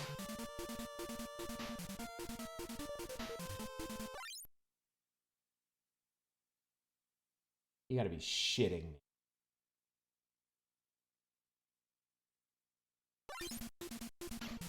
You have got to... Oh god, it's an evil flamingo! Holy fuck!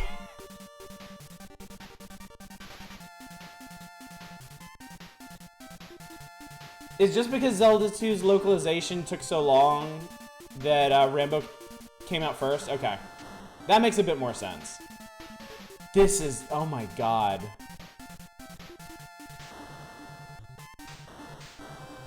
This is so unapologetic. I can't believe how Zelda 2 this is. I'm starting to think you haven't seen any of the Rambo movies.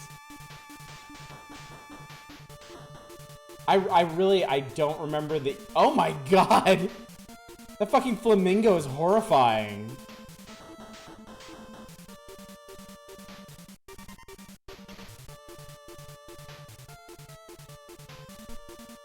Ah, shit, fuck! His feud with flamingos is well known. Birds are dinosaurs, Oddish.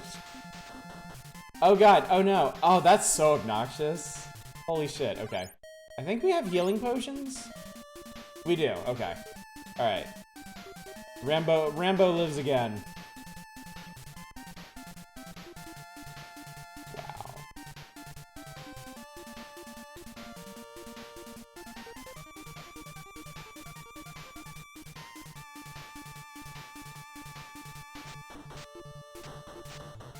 Okay, I think these flamingos might be in the military. They've been setting up sandbags and barbed wire. Okay, important thing. When do I level up?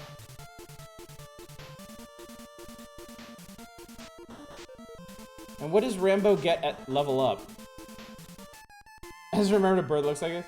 I'll go ahead by myself. I see. Oh, Jesus. Hi. Oh god. Oh god! Kung Fu Man! Combat Carl! He's good experience, though. Oh. If they give you items... If you get items out of them, you don't get experience. That sucks. Okay, you better give me some shit at 100. I'm just saying. I'm calling this notebook!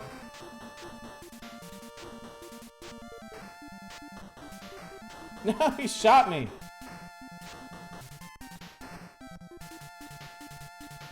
Ripco, you're a deep part of Rambo's character development.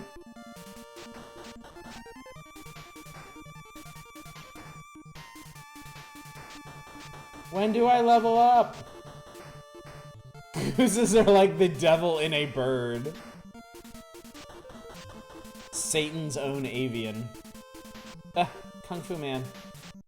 Please stop. Okay, I really want to reenact that scene from Rambo. Boom! Haha! Yes! Can you go this way? You can't go this way. There's more guys. Oh, I thought there was gonna be a guy here.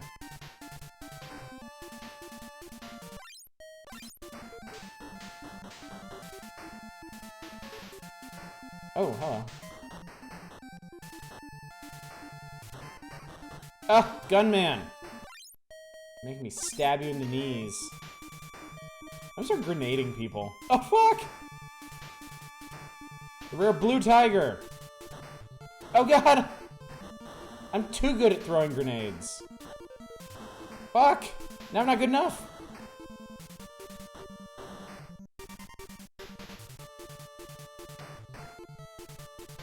Latest stream on Wednesdays, I see motherfucking Rambo. Yeah, library man. I had no idea that the Rambo game. Wow, that dude soaked a grenade. I had no idea the Rambo game was Zelda 2. Nobody ever told me this, and I'm just flabbergasted right now. I'm just in shock. Oh, good, you can't go this way. You know, like, this game has a reputation for being terrible. I had always heard this game was really, really bad, and it's not. It's actually kind of cool. Yeah, this has to be Rambo 2. It's definitely not First Blood.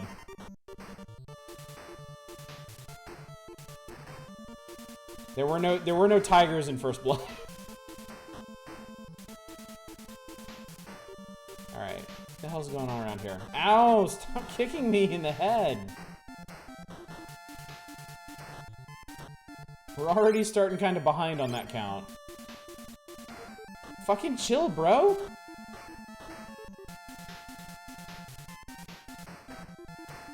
Massive tiger population in rural Washington state. No, I want to get... Oh, man. Okay. Ah, yes. Perfect. Excellent.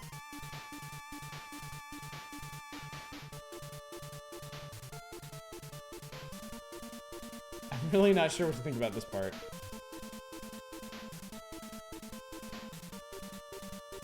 I guess I should have saved some grenades.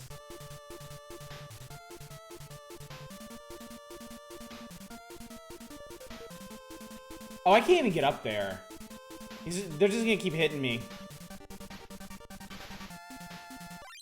Hey, Rambo, do you know a place where sailors hang out? Suppose it depends on what you mean. To extend it's supposed to be Rambo. It clearly is pretty bad.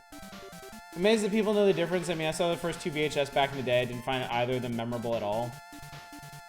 Well, First Blood is a classic. Because, you know, First Blood is...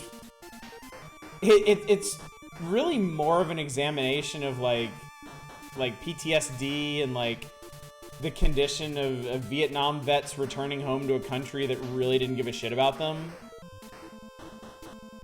And all they suffered there. And then I guess producers or whatever looked at First Blood and they were like, you know, the part of this movie that people really enjoyed was Rambo just like wilding out with like guns and killing people. Or like, I guess threatening people? Does he even kill people in First Blood? So they're like, let's just have him do nothing but that in Rambo 2 and 3 and 4. Didn't the book version of First Blood make Rambo kind of an asshole as well? Still, POWMIA, live issues at the forefront of society. Yeah, exactly. Ugh. He kills like one person by mistake. Yeah, I have very vivid memories of watching First Blood with my dad. And just being like, whoa. Because, I knew... Oh, fuck you. Fuck you, club guy. Maybe I could get one of them to damage boost me up here. Oh, wait. I think I glitched it for a sec. Alright, well. I thought I had that. Oh, God. Oh, Return of Ganon. Rambo 4 he fights Mr. T, right? Oh, look at his face! Like,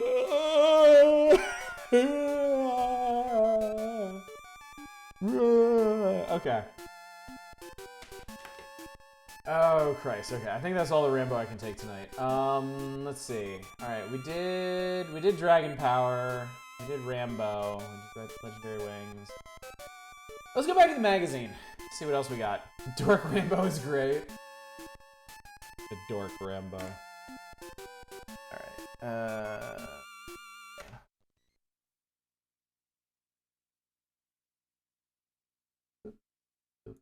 Let's see what else we can find in these hallowed pages. How many people do you think have that Rambo tattoo? Not enough. Absolutely not enough. Totally make that face. You'll do it for sure? Nice. Hour and 45 minutes, we've only got through 6 pages. I'm telling you, man, this is Nintendo Power gimmick is like content forever. We will never finish with this. It's great. Oh, look at this. Look at this. You motherfuckers will request every single one of these games. In what way are these video shorts? So the idea is they couldn't cover every single game.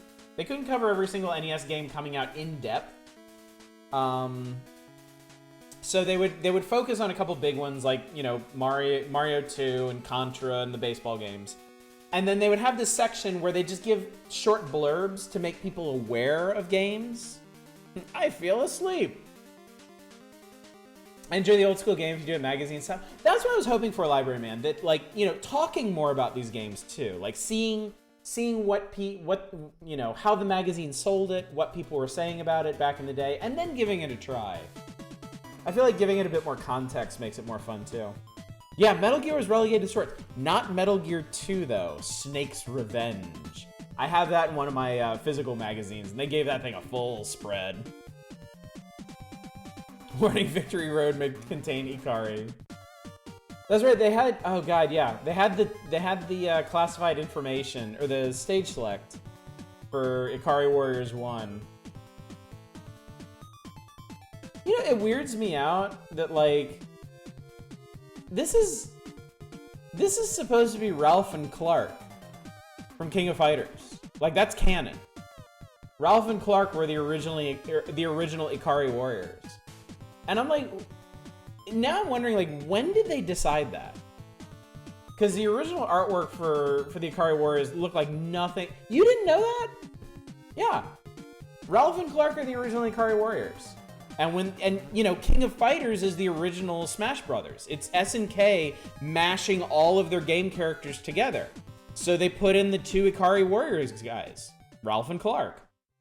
That's why Ralph is red and Clark is blue.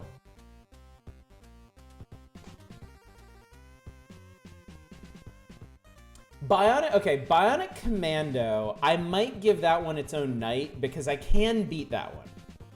I have beaten the physical copy of it. My roommate in college had it, and he taught me the tricks. He taught me how to beat Bionic Commando, and I have beaten the original cartridge of Bionic Commando. So yeah, that one will probably get its own night soon, maybe like next week. So yeah, Metal Gear from Ultra Software. Imagine you've been giving a mission to free hostages. This is the scene. Near the border of South America, a jungle fortress called Outer Heaven is under the control of terrorists. An evil colonel is in power. Not a boss, colonel. Tyrant dictator who rules with bullets and bombs, turning harmless local villagers into brainwashed machines of world terror. But the worst is yet to come. This madman has created the ultimate nightmare, a dreadful weapon capable of spreading destruction around the globe. He calls this monster weapon Metal Gear. And you, as the secret agent and spy, unnamed of course, must set out on a mission to destroy it. 5 heavily guarded fortresses block your way. To make matters worse, the only thing going for you is a pack of cigarettes. So, you have to obtain necessary information, weapons, in enemy territory. The road to Metal Gear is hazardous. This is espionage that's most challenging. Metal Gear is clearly a Castle Wolfenstein ripoff. Please let me know I did wrong to be cursed with food poisoning. Oh no, Dominic, no. Metal Gear NES port is kind of awful. I think I've tried to play ROM of it before, and it felt fucking inscrutable. Alright, Bionic Commando Super Joe has been captured by the Imperial Army, and you're his only hope of rescue. This daring mission will take you deep into the enemy territory behind the front lines. You're gonna have to move fast, think smart, gain power.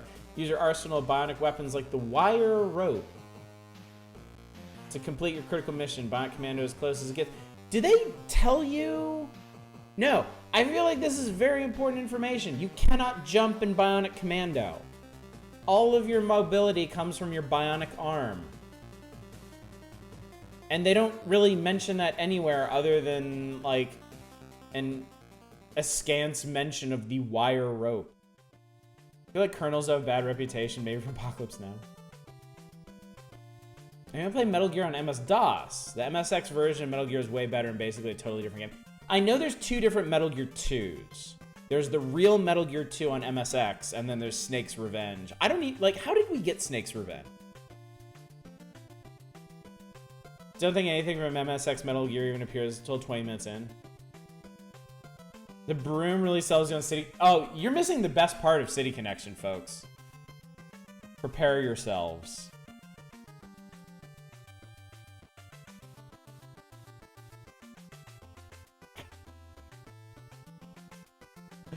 Head on the highway for a tour of the world's great cities. London, Paris, Frankfurt, Tokyo, and more. You're driving the big city. You got some big-time authorities trailing you. Your best strategy is heave oil cans at cop cars that are not in pursuit of you. If your aim is right, you'll send them spinning in 360 degrees and try to bump them off the road. This is the life of hard knocks, and you're the one doing the knocking. I played City Connection before. It sucks. It sucks so bad. It's so awkward. Not Quifto. NES Metal Gear sold surprisingly well, and Konami told Ultra Games to make it without telling... Oh, okay. One of the devs mentioned it, Kojima, which is why MSX Metal Gear 2 exists, because it inspired him. Okay. I see. And of course, Ikari Warriors 2, Victory Road. The brave adventures of your favorite Ikari Warriors. Favorite? I mean, I like Ralph and Clark as much as the next person, but fucking come on.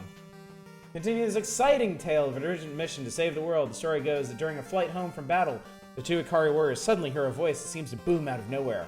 The sky blackens, the clouds churn, and the voice thunders, "Hear me, warriors!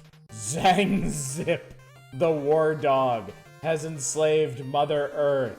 Only you can..." Okay, hang on. Wait a sec. Okay. So, Ralph and Clark, fresh off whatever the fuck their adventure was in Ikari Warriors 1, are on an airplane, flying home, when the voice of God speaks to them from the clouds, and is like, some motherfucker called Zang Zip took over the entire planet while you've been eating your airplane peanuts? Go fuck him up? Do I have that right? That's normal. Victory Road, Ikari Warriors 2 First Blood. And so begins a new tale of adventure and daring as the two are thrown violently into a time warp. Fuck, I should have kept reading. One sentence later, it got exponentially stupider. Since spinning 1,000 years into the future, where they must test their mettle in a new challenge against Zang Zip and his minions. The Ikari War...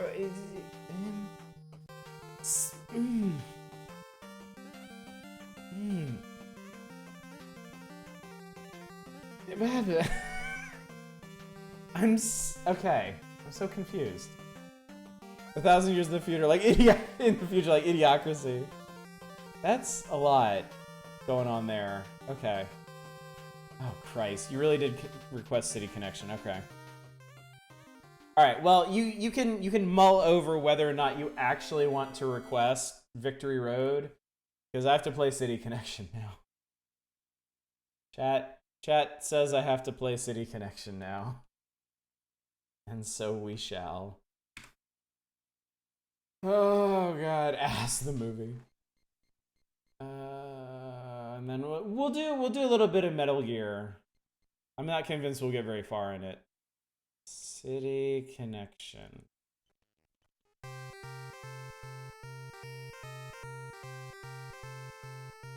If you can dodge a Rambo, you can dodge a City Connection. Yes, that is an important feature of these streams. I did not say how long I would be playing any of this shit. God, this game is so fucking weird. This game is so fucking weird, chat. It's an arcade platformer where you're driving a jumping car.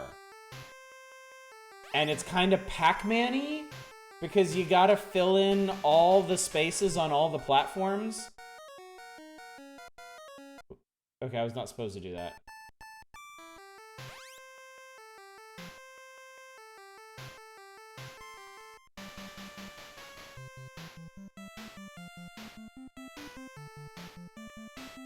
And you kill cops. Yeah, pretty intense message for the 80s. Alright, yeah, you can only go up a level from these open. Fuck you. Oh, god damn it, cat! Game over. Were there any Super Turbo sex games on this platform like they had in the Atari 2600? So I requested Night of only those. I would, yeah. Twitch would not be happy with that. Also, they would probably be really fucking weird. Like, and bad. Custer's Revenge was an NES game, right?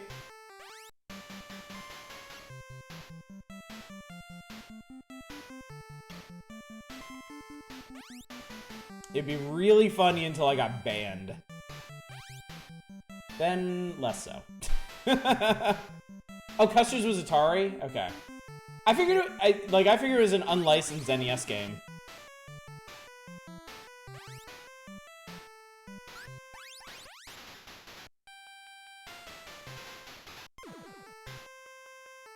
Can you throw oil at the cat? We should try that, actually. That's a really good question. Fuck.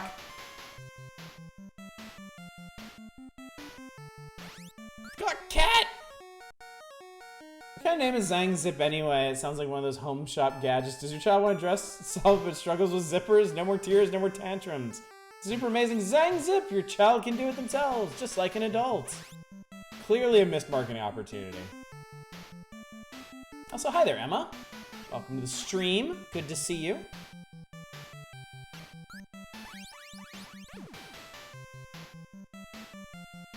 Oh god. Alright, I do at least want to beat one level of City Connection. I feel like that should be possible. There's a balloon down there.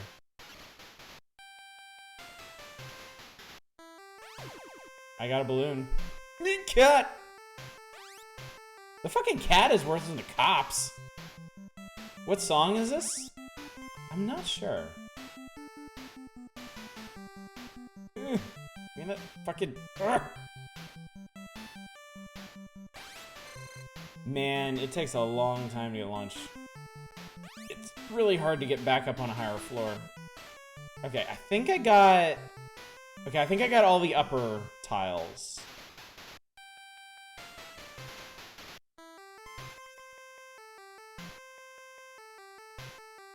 Fucking cat. Too many cats. And spikes. Now there are spikes. What the fuck? Start Samples, an old Chuck Berry song.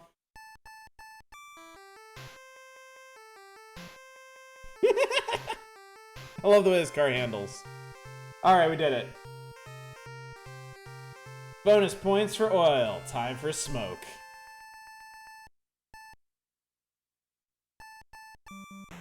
I think City Connection feels like it runs smooth in the arcade. I'm sure it does. I'm sure it does. Like, I remember playing Goonies in the arcade, and then playing the NES version, and it's like night and day.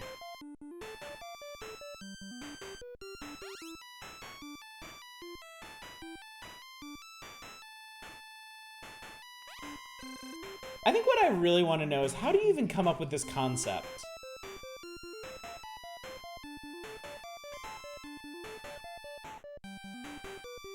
Like, why not just make a racing game? Goonies and the NES in the arcade are the same. They felt different to me, certainly. Side-scrolling keyboard. Fucking cat! Are they ambulances? Game over. Alright. Alright, and that is City Connection. That is definitely City Connection. Car turning animation is the best part. Like, I love that you can keep turning in midair to like snake your way down almost vertically. We may have played Goonies on a stand-up and Goonies 2 at home because we never got Goonies 1 at home on the NES in the US. It must have been a ROM. I definitely didn't have Goonies. I'm not claiming to have had Goonies 1. But I played Goonies at a stand-up arcade cabinet, and I played it on an emulator somehow. So, and they definitely felt different. The knee reader port of Golf is specified as a different ROM. Metal Gear. So Goonies in the theater when it first came out. Nice. Metal Gear. I haven't actually pushed anything yet. All right, no, we're not doing it. Start the game.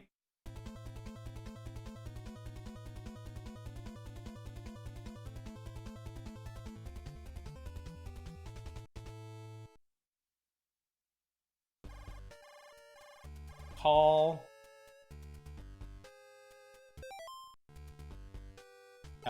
Tresurer. Big Boss speaking. Operation Intrude N313. You are to infiltrate the enemy fortress Outer Heaven, then destroy their final weapon, Metal Gear. First attempt to contact missing our Gray Fox, then try to find the Metal Gear. Use frequency 12085 for all communication with me, over.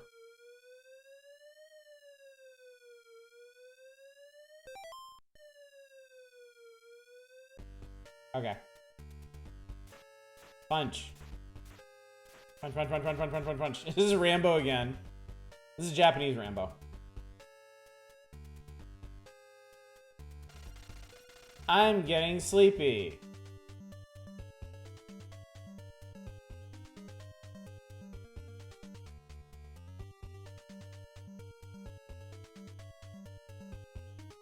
Ah, dogs, fuck you.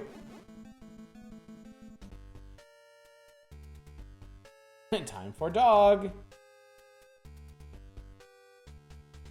Fuck you. Japanese Rambo is very problematic conceptually. Can you pet the dog? You cannot pet the dog in Metal Gear. Ah! No, I can't get through that way. Fuck you. Woof, woof, woof, woof, woof, woof, woof, woof, woof, woof. Woof, woof, woof, woof, woof, woof, woof, woof.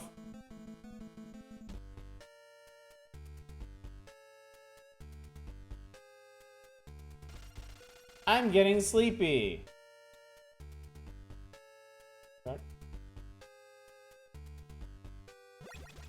I have located binoculars. Hey, Cornuto, what's going on, buddy? Ah, no, you shot, no. No, no, no, no, no, no, no, no, no.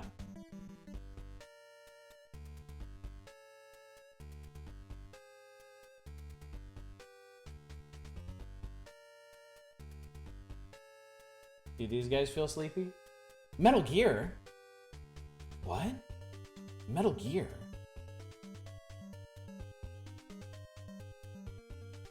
Colonel, are we playing Metal Gear? Well, I think I just did a silent takedown on that guy. Oh, shit, yeah, there we go. Yeah, there's a surprisingly high ratio of NES jump scares.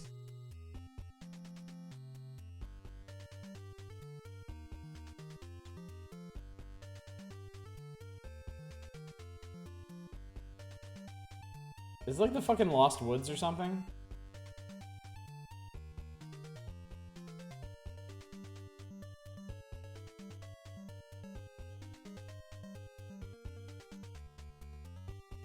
Alright, they definitely have Genome Soldier awareness. I guess maybe that was a running thing in Kojima's games. Did you eat him? He disappeared.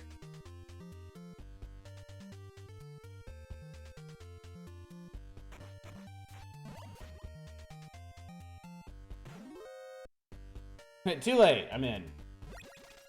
I have located card number 1. Ah, they came back. Fuckers. Sight in this game as a vision cone is a line directly in front of the guards. Okay. So with card 1, I want to get in that other truck. Uh-oh. The truck have started to move. Blah, blah, blah, blah, blah, blah, blah, blah, blah, blah, blah.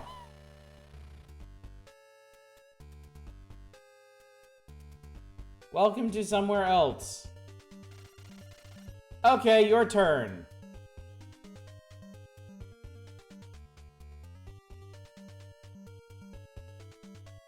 Was he talking to me?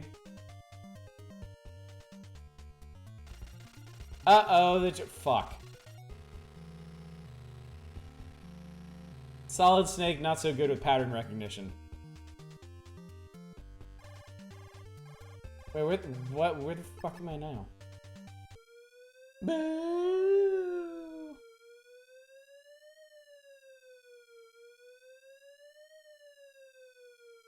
Wait, you said I was gonna call. Can I open any of these doors? I have a card. You have to use it? I have cigarettes too. Sweet.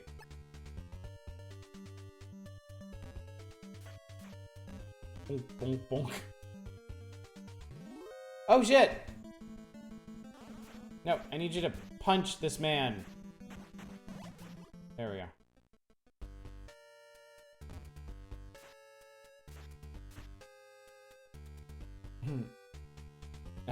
I've devoured him and gained his strength. Transceiver.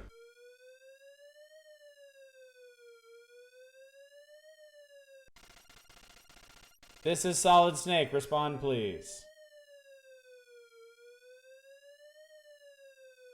He said 12085, right?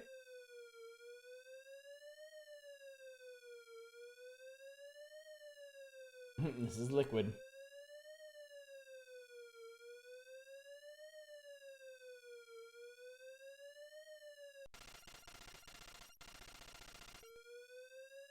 This gaseous snake. It's not 80. 75? Punish snake. Yeah, I thought it was 85, but I'm not getting anything. Woo. I'm not here right now. Call me back.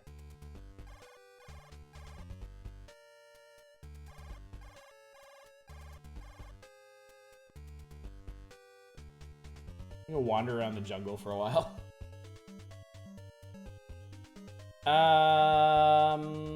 The fuck am I looking at here? Like scorpions or something? Oh, Jesus! Doo-doo-doo. Game over. Wow, if you continue, you start over. Alright. That was a very brief look at Metal Gear. That was an extremely brief look at Metal Gear. Maybe someday we'll return to that. Probably not. Yeah. I wonder if it's like the other Metal Gear games where you have to like you have to codec someone to save. You keep your items in rank, that's it. Jesus Christ. Alright, anyway. You see why I captured the world's attention. Clearly. Oh my god. Alright. Star Force. Blast off and strike the enemies. This is a space age galactic battle more exciting than Star Wars. Holy shit, chat. There was a game on the NES more exciting than Star Wars. Take my money.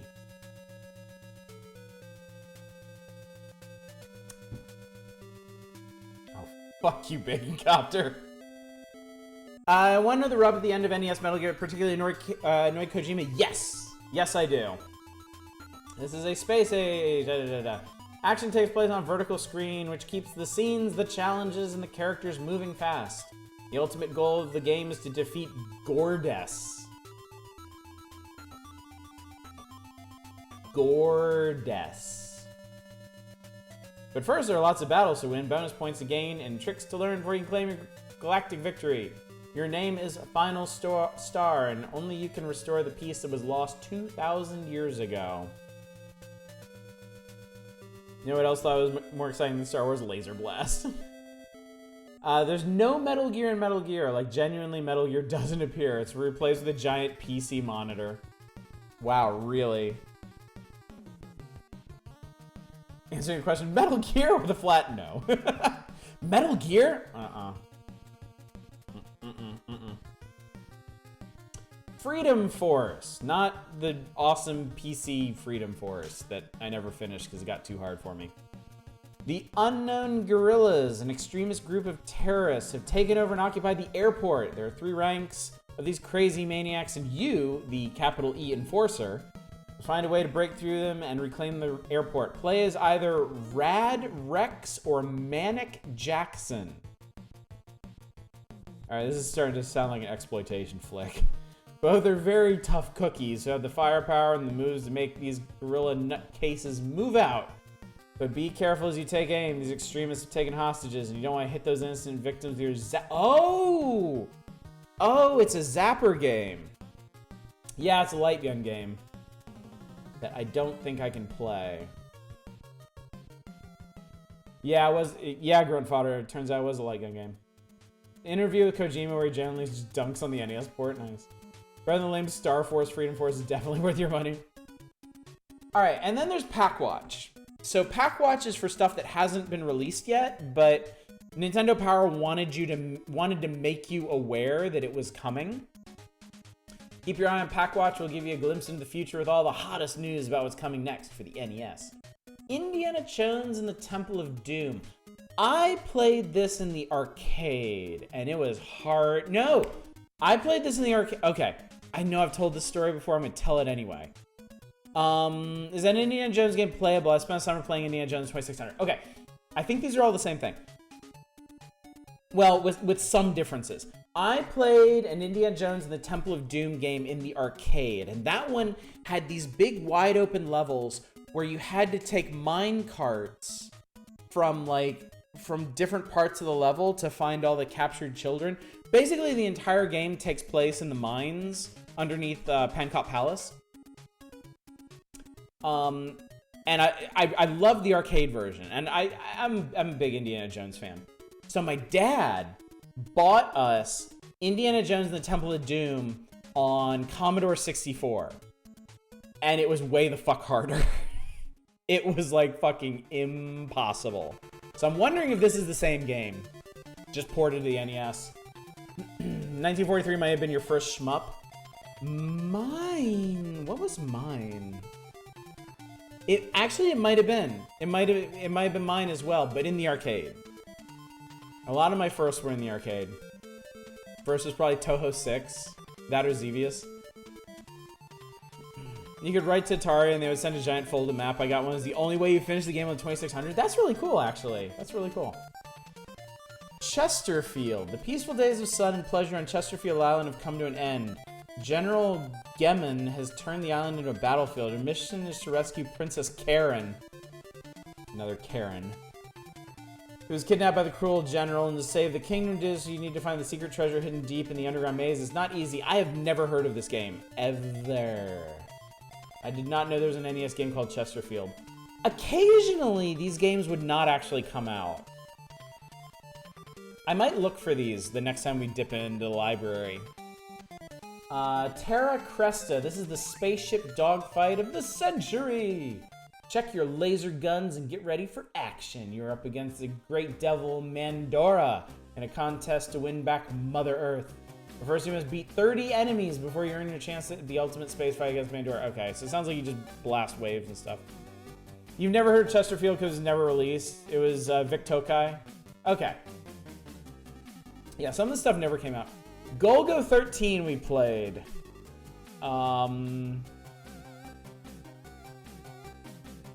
I remember we got to the underwater parts of Golgo 13, and that's where I quit because they had those stupid laser towers that would just fucking destroy you. It was an interesting game. It was ambitious, certainly, but yeah. Balance was not a strong suit. 1943, are you ready to fly? No! My first shmup was 1942 in the arcades. I forgot 1943 was a sequel. Are you ready to sequel to 1942? Fly into the middle of a dogfight during the famous Battle of Midway in this fast-moving, high-flying new video game, 1943. Capcom has packed this new game with high action and a new password feature. Watch for it. Those games were cool. They were hard as fuck, but they were really cool. And of course, Zelda 2. Good old Zelda 2. It'll definitely be available in stores by October.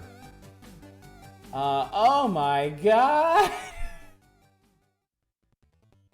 Jackal, World Games, RoboCop, Blaster Master, Lee Trevino's Fighting Golf, Xenophobe, Empire City 1931, Platoon, Marble Madness, Simon's Quest, Life Force California Games.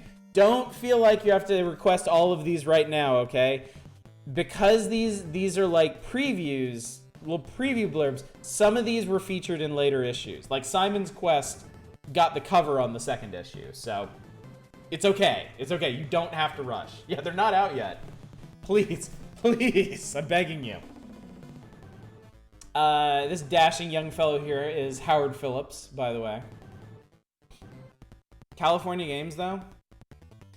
Hey, sports fans! Surf's Up in the Milton Bradley release expected out early next year. Cruise through 6 California events like skateboarding and surfing. The competition really heats up when you register up to 8 different players. Oh, I guess you have to trade off the controller for that. Some great ass. Allow us to. You can go ahead and request them. Some of the ones that I know will be later, I'll probably put off. Other stuff, like we're gonna do Blaster Master at some point. That's gonna need its own night too. Yes, Milton Bradley published a number of NES games. Yeah. Unless they're requesting the expensive one. Marble Madness summary author. Hello, fellow kids. This arcade hit will soon be available for the NES. Roll your marble down the raceway, expertly avoiding enemies and traps as you work your way towards the goal. It's easy to catch on. But once you've started, it's not so easy to stop. Actually, it's really fucking easy to stop, because that game is hard as balls.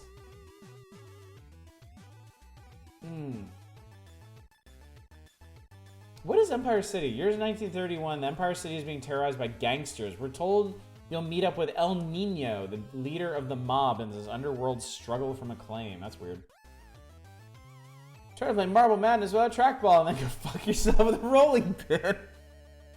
Yeah, that is unwise. Marble Madness is so goddamn hard. And I watched Arcus. If y'all don't know the streamer Arcus, I strongly suggest you check out his channel at least once in your life. I watched him speedrun that game. And that was something. That was something else. The Platoon game better just be a slightly reskinned Rambo. Alright, Nintendo Power Players Poll! They had these every issue. I hate that they cut the scan right in the middle like this. But yeah, I just like... Nah, it's stuck like that. In before we get Full Metal Jacket on NES. Was there a Full Metal Jacket game? I'm a bit worried that California game. Go ahead and request it. Put it on the list. We'll do it. We got some time tonight. We got at least another 45 minutes, and I think that's pretty much all the games we're gonna see, because then it's the players poll. Filled out by Jeremy Salzman. of New Prague, Minnesota, age 13. Full Metal Jacket game would miss the point even more than a Platoon game. When has that ever stopped anybody making... Call him! I'm not calling that fucking number. Look, I am not the first person to discover these Nintendo Power issues on archive.org. I can't imagine how many calls that number has gotten already. Alright, let's scrutinize his answers. So, okay. Nintendo Power had a player's poll every issue. And you would fill it out. I think it was for marketing purposes. I think they wanted to know how people felt about the games, the magazines, and stuff. And then they always had some kind of prize.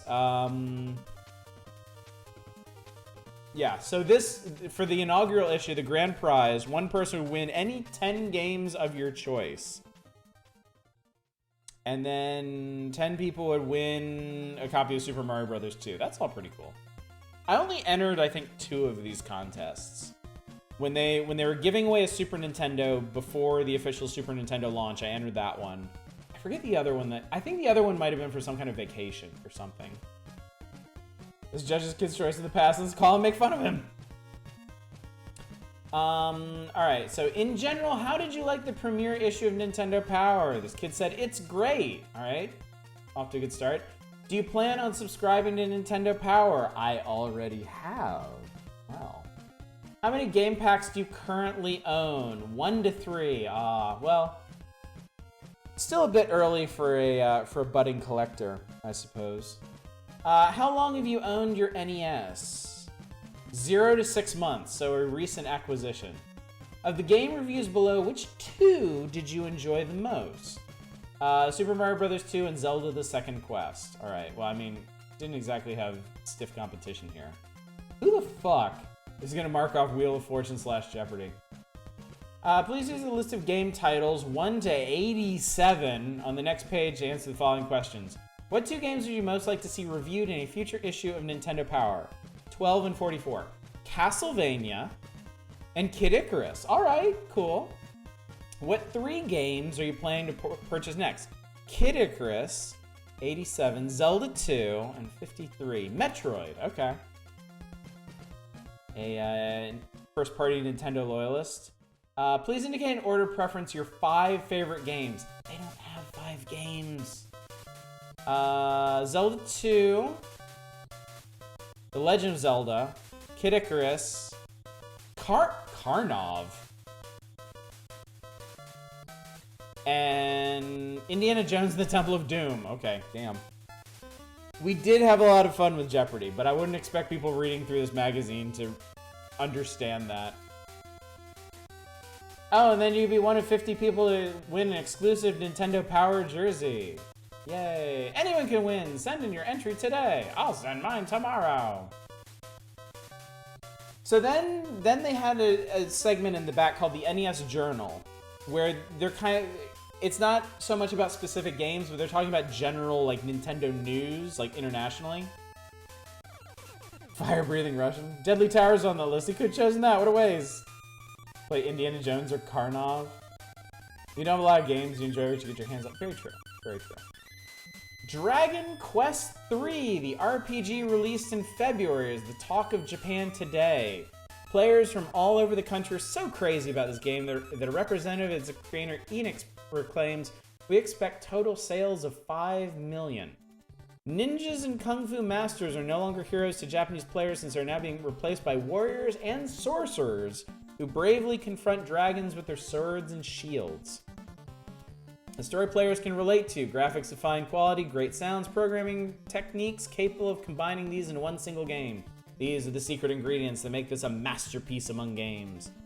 It is rather odd to find American-born sword and magic games making one great hit after another in the eastern country of Japan.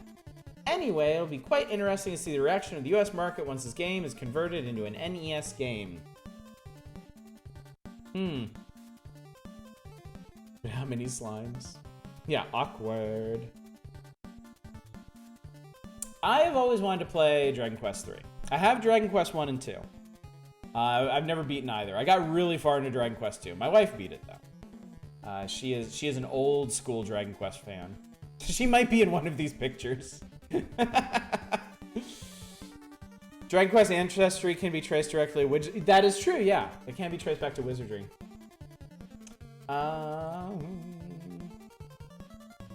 Players forum.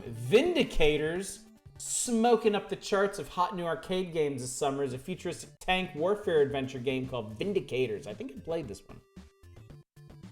As team commander of SR-88 strategic battle tanks, use throttle controls. Oh, I remember this game was fucking impossible to control. I hated it. You're doing ROM's SNES remake has been fan translated very. Oh, okay, cool. It's like there's, yeah, it was this weird, like, it was, the graphics were good. They went really hard on pixel approximations of like 3D shapes with lots of frames of animation, but goddamn, it was a hard game. The game even comes with a built-in contest feature that allows players to win a free Vindicators t-shirt in US market only, except where prohibited by law. Books. I don't remember them talking much about books. Official Nintendo Player's Guide. Oh, they're just pimping their own stuff. Now you can play to win with the official Nintendo Player's Guide, packed with tips, tricks, and inside information. You can order this $19.95 guide at the special Nintendo Power price of $11.95 by giving your Visa or MasterCard number to our customer service department while supplies last.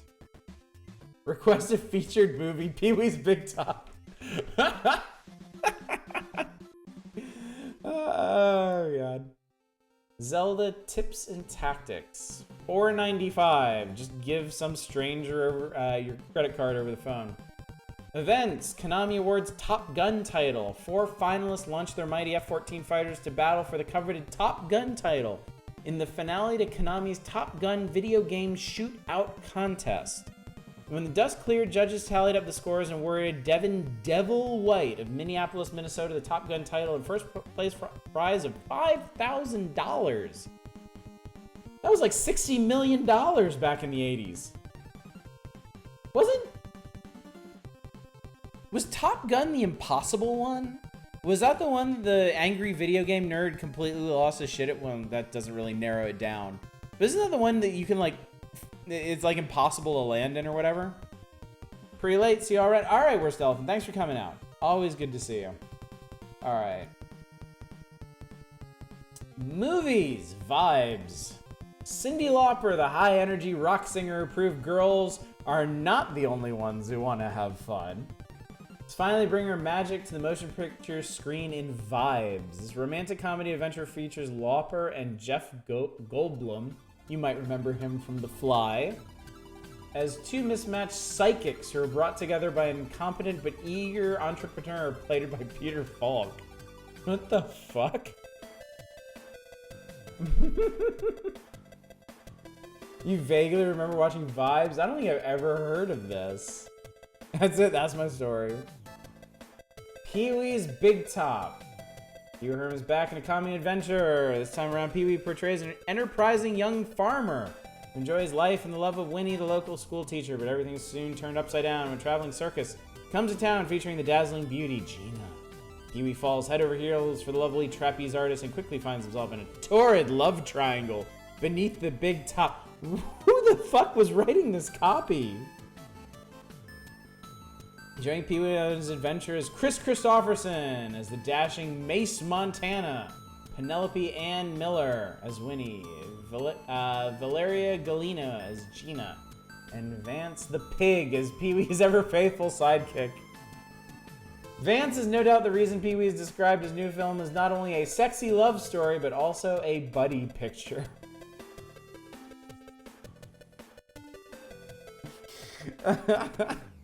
Jeff Goldblum from the Goosebumps FM. Wait, there was a Goosebumps FM.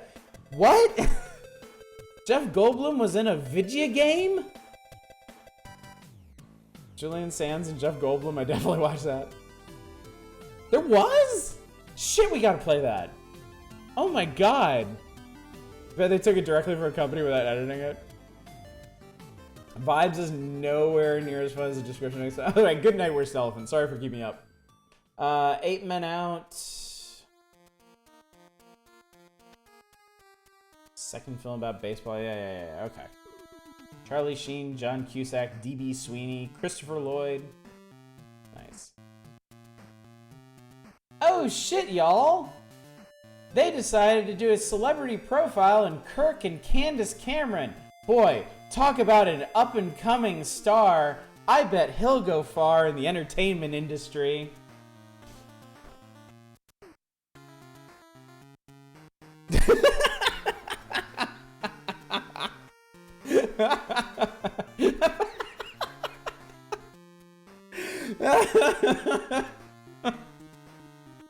Oh my god. One of the things I genuinely liked about these profiles that they would do on celebrities, and they did quite a few over the magazine's run, is they would actually focus on what games these people were interested in. And you'd actually get some pretty interesting answers out of some of them. These two celebrity siblings pop on your TV screen more often than Mario and Luigi. Blah, blah, blah, blah, blah. What most people don't know is that Kirk is a dedicated Nintendo fan. Until he found out it was produced by Satan. Busy with acting, finds time to enjoy Nintendo games. Occasionally with his parents who enjoy Nintendo's golf. No accounting for taste and pinball games. Sister, 12-year-old Candace Cameron, plays DJ on Full House.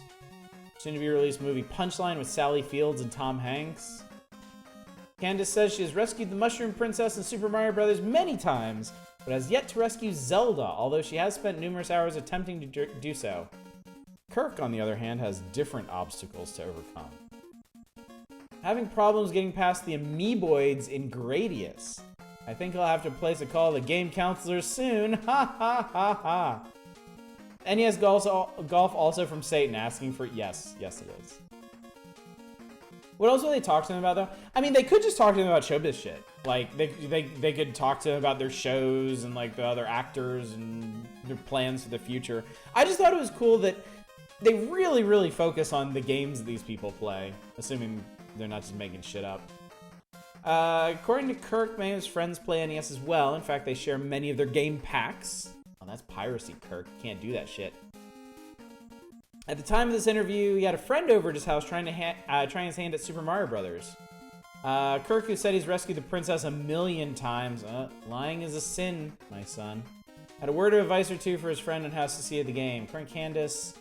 NES is popular on the set of Full House. She can't play because she's too busy at working. A few of their current favorite games include Rygar, Mario, Zelda, Gradius, and Pinball. An active spokesperson for Nancy Reagan's Just Say No anti-drug campaign. Oh, okay, Kirk Cameron's always been a shithead. Also finds time between his acting and video game adventures to enjoy racquetball, working out at the gym, and spending time at the beach with his friends. Fans should look for him in an as-of-yet untitled movie co-starring Roy Schneider and Jamie Gertz. One sin straight to hell. This magazine's an infomercial. We know, but it's one of the best infomercials ever made, really. See, really more is really reaching to try and make this Nintendo relevant somehow. There's no CPU in the NES. There's a little summoning circle hidden under a false shell. The NES is literally demon-powered. I could maybe give him a pass for doing that as a child star. Not like those motherfuckers are particularly informed about anything. Yeah. I mean, there was not... It's hard to remember what the world was like before the internet, but there was not a general understanding that, like Nancy Reagan was basically condemning people to death with her anti-drug and, like, AIDS campaigns.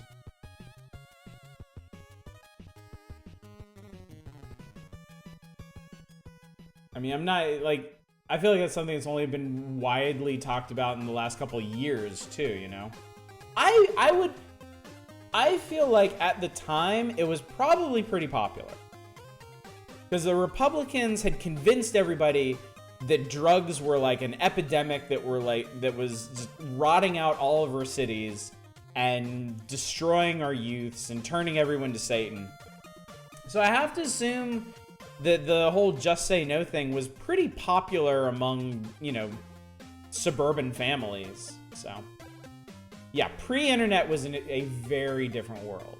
I mean, that's what's changed everything. That's why, you know, there's so much more of a backlash. For example, so much more of a backlash against Israel for their genocidal practices now, because people can actually get the story firsthand from the people being genocided. You didn't have that back in the 80s and 90s, you know? Whatever reporters and camera crews went over there would just focus on what a gosh darn great job American and Israeli troops were doing fighting those nasty terrorists. Yeah, Reagan it was morning in America, everyone. Reagan brought goodness and sweetness and light back to America. And then you got child stars and the weird bubbles where everything is about them working and being better at getting work. Yeah, exactly. You know? Like, the only reason child stars would be informed out of that now is because of social media, and they didn't have that back then, so. They'd just be doing whatever their publicist told them to do. Magazines and newspapers were as close as you get to the internet at that point. Yeah. Also, you can hear stories about motherfuckers from New York being paid. Yeah, exactly. Being paid to be settlers. Nobody's really in favor of junkies ruining their lives, and they did a pretty good job of pushing that. Yeah, exactly. There was no context, was the thing. You know, with the internet, with social media, we get context. You know, we see a think piece circulating from the New York Times about, like, the drug epidemic, like, swelling back up, and we can go, like, right on Twitter or Facebook or whatever, and find stories about what's actually happening, you know, instead of having to trust some talking head with an agenda to tell us what to think about what's going on in the entire country. Although, God knows, plenty of people do that anyway. Willingly. Damn sight less justifiable than our population just needs housing and land. Why are you so fixated on this? We lost food stamps after Reagan was elected. We were literally on the verge of starving as a family when Reagan cut benefits. It was a nightmare for my family, for my childhood. That's a goddamn shame, Library Man. And I wish, you know, in a different world, people would have been more aware of those things. You know, that would have been what was making the news. But it took the internet for people to realize what a monster he was. So. What I remember most about the whole anti-drug teachings were health teachers emphasizing that cigarettes and alcohol were drugs. Yeah, I remember a lot of that too. Clearer memories of the satanic panic than Just Say No. DARE program reportedly increased drug use because it introduced a lot of ignorant kids to drugs and that was the thing. I remember my DARE classes when I was in school, and they were like this is marijuana. It goes by this name and this name and this name and this name. People get them from these kinds of people. Once you get it, here's how you roll it. And it was like, even then they were kind of like, why are you getting the specifics of this? Probably not the best idea. My DARE officer was a real shithead too. Real overbearing shithead. DARE taught me that adults will lie to your face when everyone present knew they were lying. Yeah. Yeah, DARE definitely didn't teach the lessons they thought it would. Everyone knows the best way to get teenagers to not do something to be overbearing while telling them to never... Yes. I'm going to explain drugs to you in exacting detail, and then as an authority figure akin to your parents, I'm going to tell you to never, ever, ever do it. Please do not use the knowledge I have just imparted to you to do the thing I have told you not to do. Yeah. Child psychologists, they ain't. The true story, I have no doubt. I have no doubt, Library Man. Reagan administration was so damaging poor people. When I see people celebrating his legacy, I immediately understand things about them. They're smug, I'm fucking done with them. I completely agree. Yeah. There's no excuse for being ignorant to it now. And there was never an excuse for, like, the pedestal they put Reagan on. You know, there really wasn't anything you could point to from his presidency that would even come close to justifying like the sainthood that conservatives imparted upon him. So, especially when they're trying to pretend to be fiscally responsible, when he's the whole reason we have the national debt to begin with. Which doesn't even really matter that much, but those motherfuckers will pretend like it does when it's not them spending the money.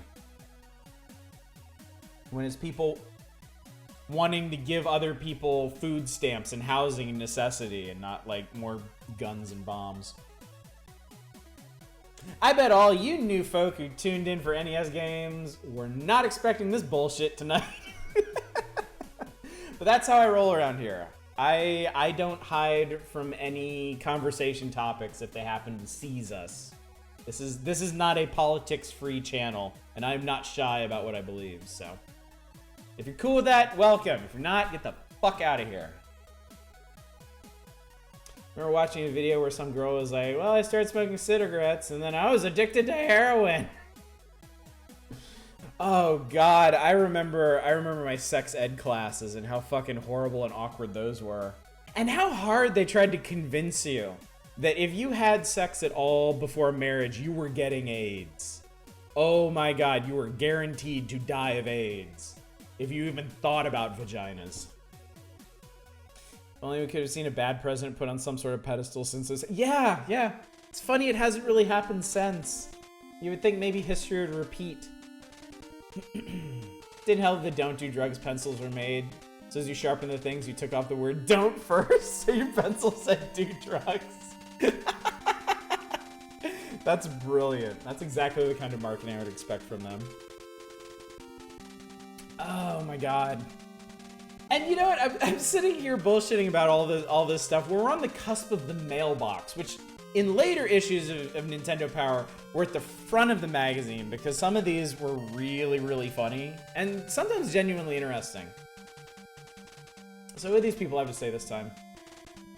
I've read that Howard Phillips is close to 300 games for the NES. I'd like to know if it's possible for you to send me some of the names of the games he has.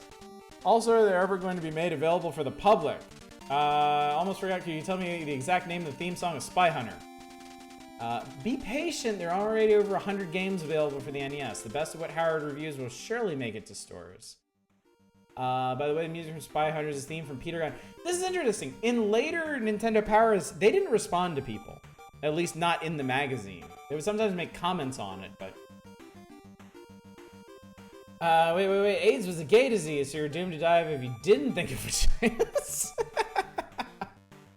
You were damned if you did and damned if you didn't. That sounds like American sex education, actually. What are you gonna do about doing drugs? We should try California games. We absolutely should. Yes, we should. NES was popular enough to have a magazine.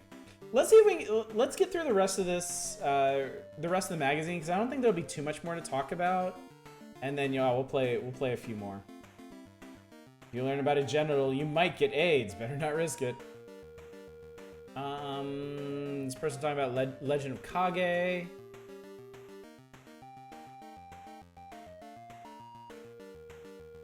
Why did they say go grandma?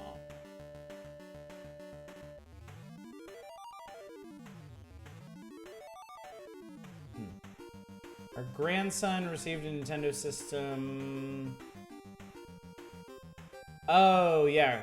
Grandma's playing the Nintendo and the kid's away. I'm 55.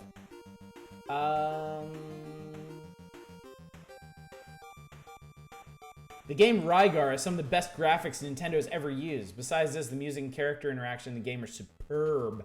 The music is very appealing to the player. These are like people writing their own advertisements for games. Metroid has to be one of the best games ever made, and at least the most challenging. Anyone who plays this game cannot say it's easy. You really have to use your mind for this game. Double Dribble is super awesome. Just set the time per quarter skill level, and even team in the game is at your fingertips. My friend has recently bought your basic set, and doing so he acquired the official Nintendo Player's Guide. Is it possible may I request one? You can buy it at many of our favorite NES retailers. What games are you playing right now? G.I. Joe. The first G.I. Joe game. I believe there were 2 G.I. Joe games on the NES. And then they had NES Achievers. Here are the hottest Nintendo game scores around. So yeah, you could send in your scores every issue, and they would list the highest ones. 1942, Arkanoid, Balloon Fight, Castlevania. I was always kind of blown away by the people that would like max out the scores. I remember getting blood and platelets at the Red Cross in more than a decade after AIDS first made its appearance. Being gay or having a relationship with someone who was gay, but I was instant disqualification. Yeah, I remember hearing that too. Remember the first G.I. Joe game on NES actually being decent? We'll probably play it when we get around to that in the magazines. NES had leaderboards, kinda. Psych Bike, Golf, Gradius, Hogan's Alley, Jaws. Oh, fucking Jaws game. Karate Kid, Kid Icarus, Kung Fu, Load Runner. Oh, poor person playing Load Runner. That's right, you can get points in Mega Man. This person got 9 million. Max scores in Super Mario Brothers, Solomon's Key, Russian Attack, Top Gun, Wild Gunman, Wrecking Crew, Xanac.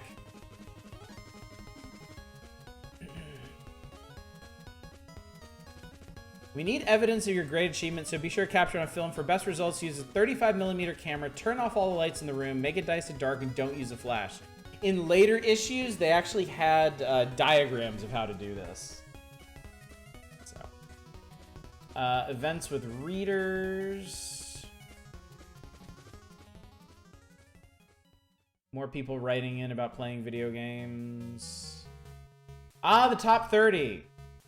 Where's your favorite game rank? So, in July, August 1988, according to the stuff sent in, I think this is... So wait. Hang on, I'll go back a page in a second. So these down here, please indicate in order of preference your 5 favorite games. I think they use this data. I think they use this information to populate the top 30.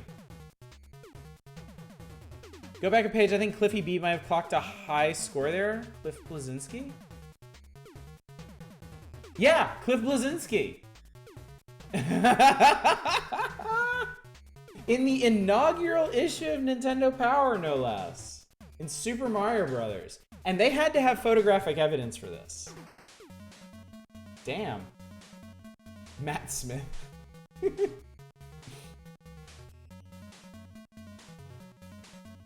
That's pretty cool. There's a villain origin story for you. So yeah, most popular game, Legend of Zelda, followed by Mike Tyson's Punch-Out and Metroid. There's your top 3. Super Mario, Kid Icarus, RC Pro-Am, Ice Hockey, Rad Racer, Top Gun, and Double Dribble round out the top 10. And then Pro Wrestling, Castlevania, Goonies 2, wow, I didn't realize Goonies 2 was already out at this point. Kung Fu, Wizards and Warriors, Russian Attack, Mega Man, Excite Bike, Ikari Wars, Spy Hunter, Baseball, Contra, Ghosts and Goblins, Side Pocket, Mario Brothers, Renegade, Section Z, Gradius, Ring King, and Rygar. Jeff Hacker, that kid absolutely cheated. Then they would break down the top 30 by players' picks, pros' picks, and dealers' picks. I forget if they ever explained where they got these people from. Like, players' picks is definitely the people who sent in the cards. Dealers' picks, I guess, were retailers. They had some relationship. And maybe the pros were their in-office folks. I'm not sure. Goonies 2 was super early. I never realized that. Coming up next in the September-October issue of Nintendo Power, Simon's Quest. Oh, fuck. Bayou Billy. Bionic Commando. Ooh. In the British version of this magazine of the Nintendo Babe of the Month. Whoa, really? I have no idea. Dear player, we hope you enjoyed reading the first issue of Nintendo Power as much as we enjoyed making it. We spent many hours doing research, playing games, in order to bring you the most complete reviews, the best tricks, and the raddest reading ever. I even jetted to Japan for a week to work with our Nintendo Power staff there. You try to explain the Wheel of Fortune to someone who doesn't speak English. It's great to make new friends and to meet some pretty hot game players, too. Like, attractive? Maybe we'll even profile a few of them in a future issue. Nintendo Power will come out every other month, and we want to provide you the very best in video game journalism. We've discontinued the Fun Club News so that we can devote all our energy Make Nintendo Power the best magazine you could ever subscribe to. And you know what? It was. Nintendo Power is to this day my favorite magazine that I've ever subscribed to. So good work, Howard Phillips. What could be more fun? So if you have an opinion about something or a hot tip you want to share, we'd like to hear about. See you in September. Yes, I'm working real hard on Zelda 2. Look for it. It's going to be great. Yeah, playing games is definitely my kind of research. All right. So that's it. We did it. We made it through the first issue of Nintendo Power. Except we got more games to play, so whatever. All right, I'll go ahead and tell you now. If anybody's gonna jet out of here before we descend into the madness that is California Games. On Thursday, I'm going to go ahead and do the second quest of Zelda. It was requested. I want to do it. We're going to do it. So Thursday is Zelda night. We will start the next issue of Nintendo Power, issue 2, on Saturday. All right? So look forward to that. I know I will. Oh, shit. That track was from Zen Intergalactic Ninja, another game that we're going to have to play. Did you gloss over the Basset Hound playing Diggy Dog? What? Oh! You're right. I did miss that. That's hilarious. Oh, this isn't very Basset Hound-like. Well, thank you. I appreciate it. Appreciate the vote of confidence there. All right. All right. Gameses. Play the video games. Can't play Pee-wee's Big Top Adventure. Sorry, chat. Not an option.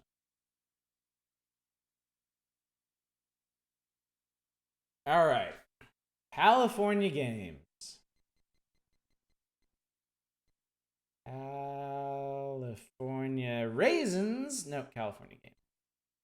To Wheel of Fortune. No, absolutely not. Milton Bradley presents California Games. 1987 Epics.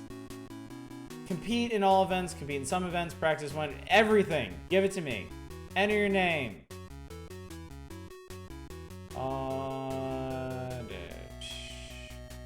I can't believe I didn't think to just put Oddish in as my name when I was a kid. I would always put in Michael, but Michael's 7 letters, so I'd have to leave the A out of it. It would look terrible. Select your team. We got Max Out, Costa Del Mar Sunglasses, Kawasaki, Let the Good Times Roll, Casio, Ocean Pacific, Santa Cruz Skateboards, Aussie Surfboards, Spin Jammer Flying Disc, and Milton Bradley. Why not MA? Yeah, I just didn't think about it. Epics published Rogue, an early roguelike. How do you know Rogue is a roguelike, though? Are you sure it's a roguelike, or would it be a roguelike? I do remember Ocean Pacific. Player 2, enter your name. No. Alright, you're gonna play for Milton Bradley because you suck. Player 3. Enter your name. What? You're a Casio kid. Player 4. Ah! You sound like Max Out. Player 5? Boo! Marwal, thank you so much for the raid. How's it going? Come on, game. Seriously. Kawasaki. This is absurd.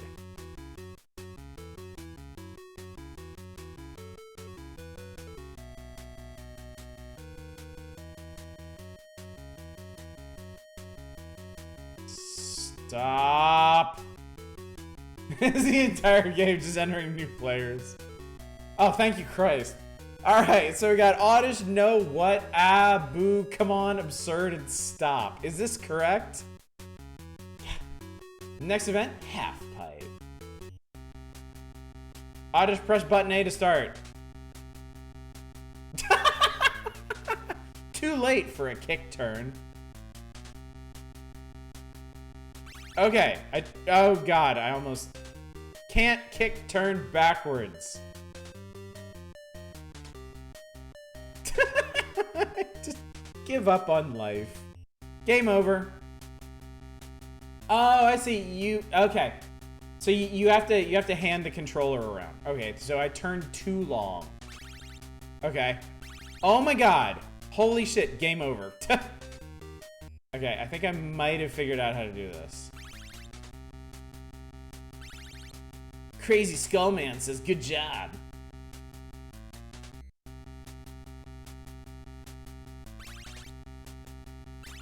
Yeah, skate or die, this fucking isn't.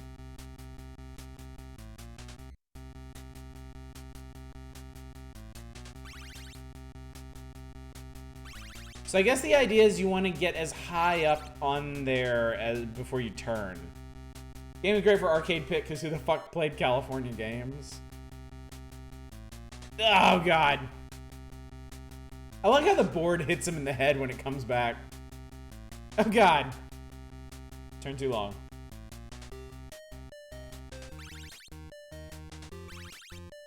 Batical skull turn. You play it on the Apple? The deaths are the best part so far.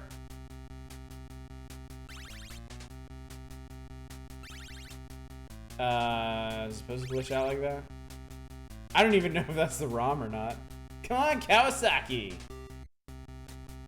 Alright, stops up.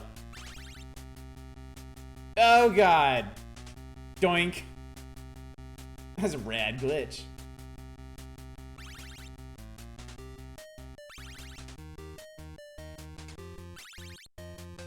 Wow, I almost got 1,000 points.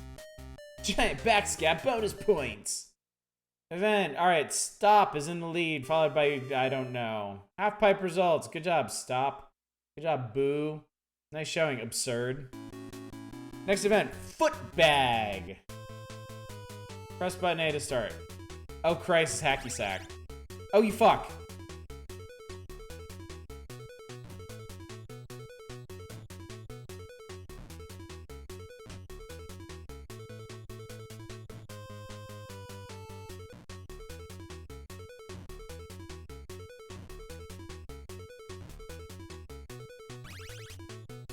And it's out of here. Oh, hey, thanks.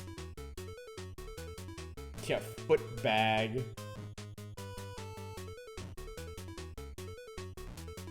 The controls for this one aren't actually the worst, which is kind of nice. This Arkanoid clone's really dull. Knock down the seagull? Fuck. Get him! 5 in a row. Holy shit.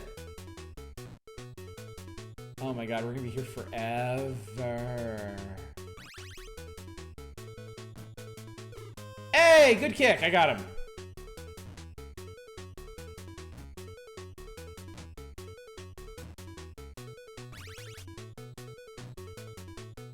Take that, gull. Sir, you're right for eating my french fries. 5 in a row. I can't read that shit. It goes too fast. All right. I'm resetting this and doing individual events because otherwise I'm not doing that 8 times in a row. Like, holy shit.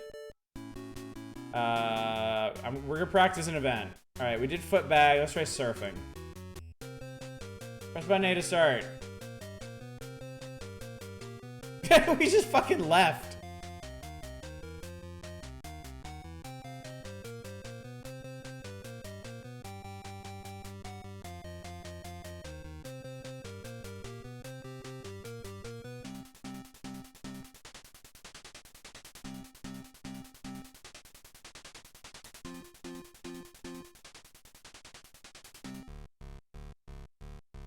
It's fucking Jaws! Run!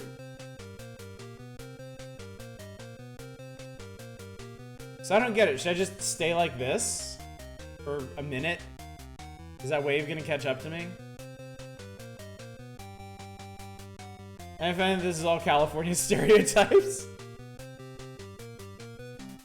I guess maybe I'm supposed to outrun the wave? Am I?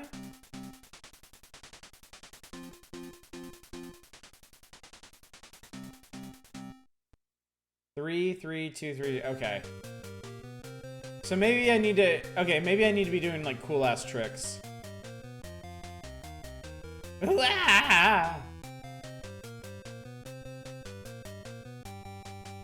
Whee! No. Supposed to weave up and down to keep the speed up. We can try that. Oh yeah, actually you go really fast if you do that. Dun, dun, dun. Dun, dun, dun. Whee!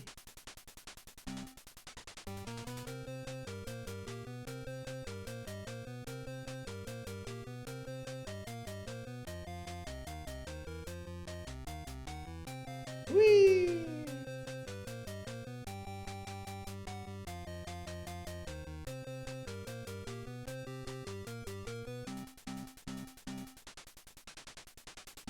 I think surfing usually involves any half-pipe tricks. Well, it should, goddammit. Lives in Cali, doesn't know how to handle pipage like this. What a poser. Do I look like a surfer to you? Do I look, chat, like someone badass enough to be a surfer? Shut up. Shut up, chat. You know what you're talking about.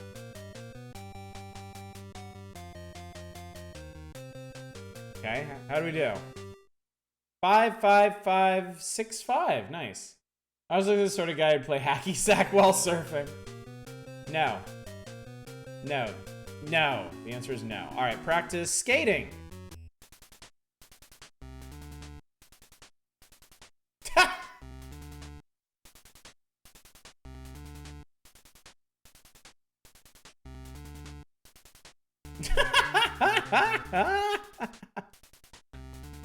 Okay, so you can jump things. But there's a bit of wind up on the jump. Crass kills. Nancy was right. I refuse to admit Nancy was right about any fucking thing.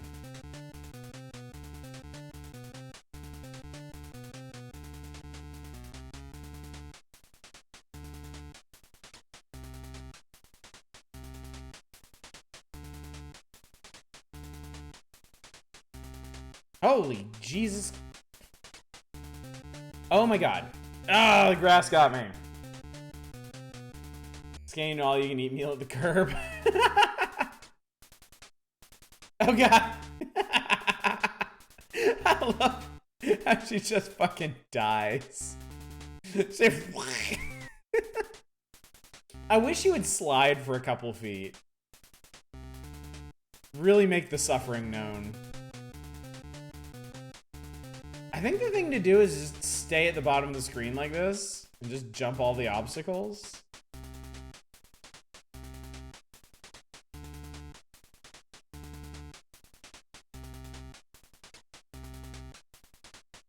Oh, that one's tough. Nancy was also... Yeah, I've actually heard that before.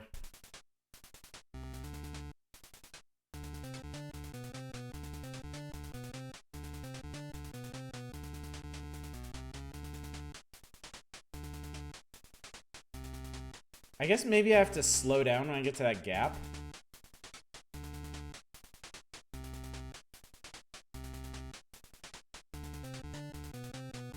Ah, no, because you got to clear the gap too. How the fuck are you supposed to do that? I'm gonna try one more time. I'm gonna try one more time. Okay, I'm getting a little, flying a bit too close to the street.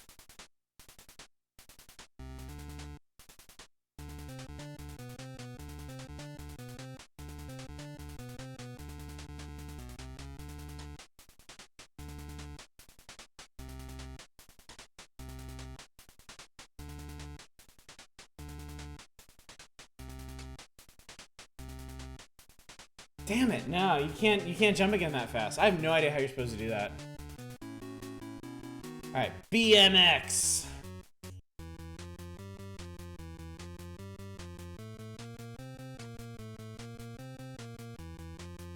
Dorky.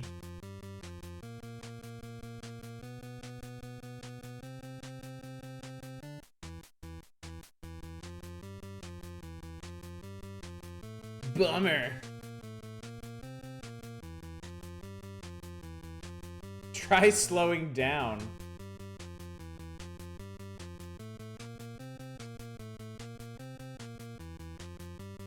Oof. Big oof. Oh, okay, okay. So I can turn in midair to do sick somethings. Too bad, Hotshot. You're dead. You're dead. Oh, that was almost really good. Oh, God.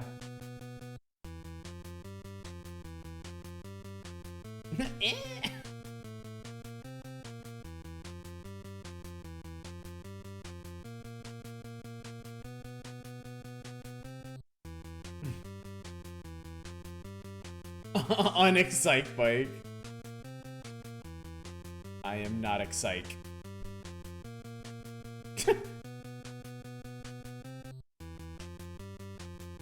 So I guess they restart you when you are dead.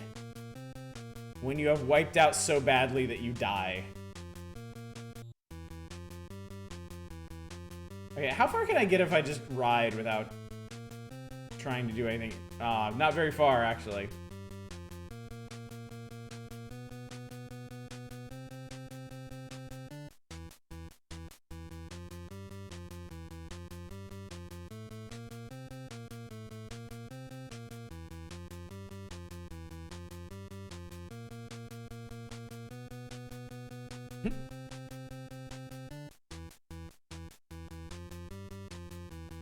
Really kind of hard to tell where you are on the screen on this one. Oh, fuck you!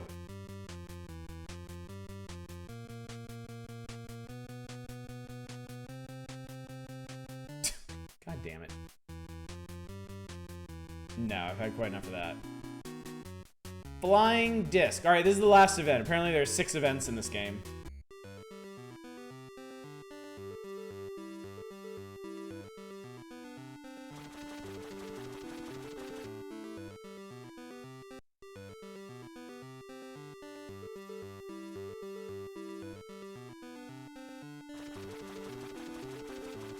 Okay, not bad.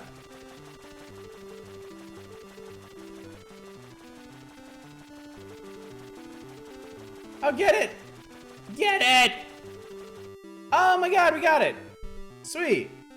So I was actually controlling her.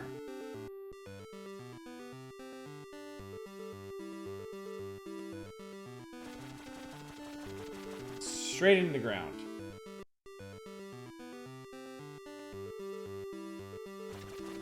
There we go. See, I can control that little colorful blob over there. They actually have some pretty nice parallaxing on this one. I'm impressed. Lady, no!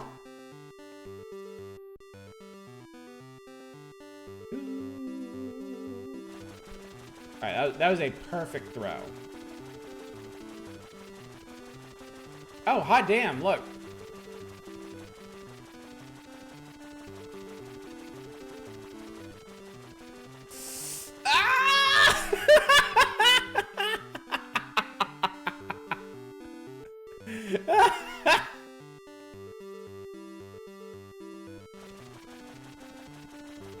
I think the little radar versions might be the Among Us guys.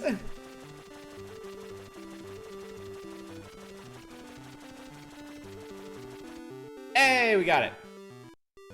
So what happens if I go like all the way to the edges?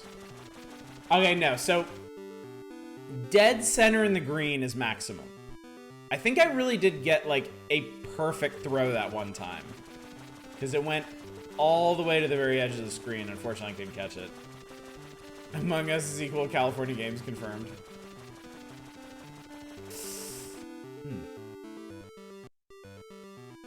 I want to get another perfect one. That might be close. If it goes up and touches the red. Not quite. Okay.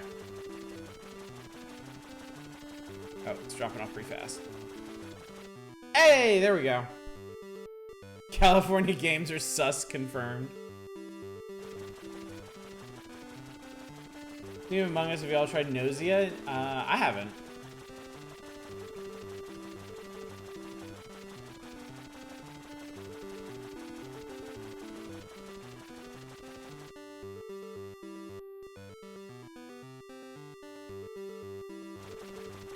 That's no good.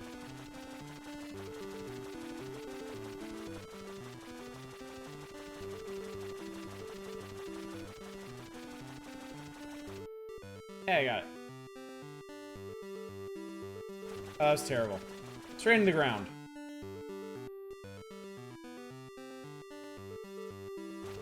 I don't know why I'm finding this so compelling.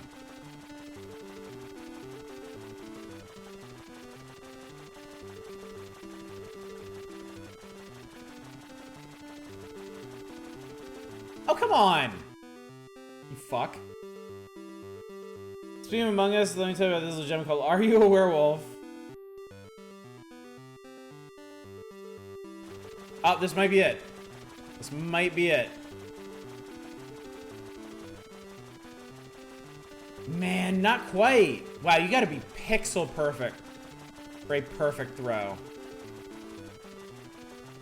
What is the point of that jump? It doesn't seem to accomplish anything.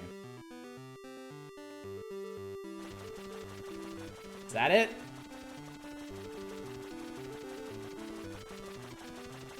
No, still not quite there.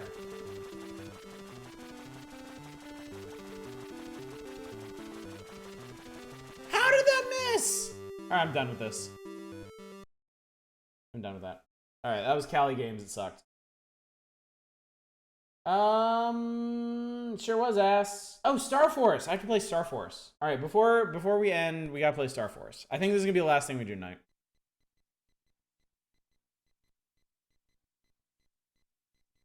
We're there for the roller skate faceplant.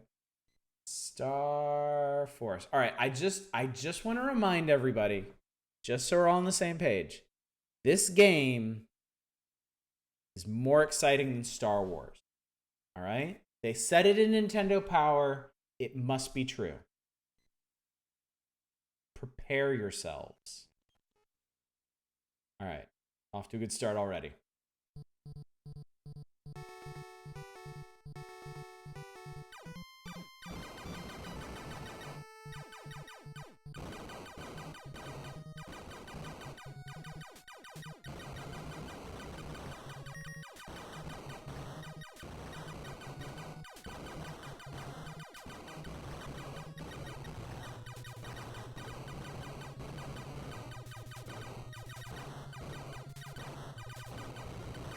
Where are the Wookiees? Don't you mean Gungans? The fuck do you care about Wookiees? Am I supposed to be shooting the power-ups? I guess I am.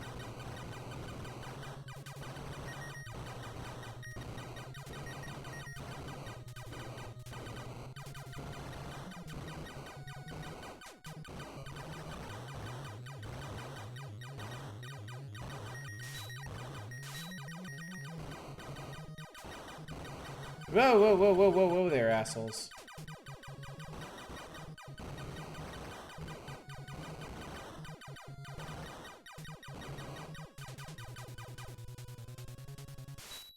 Whoa!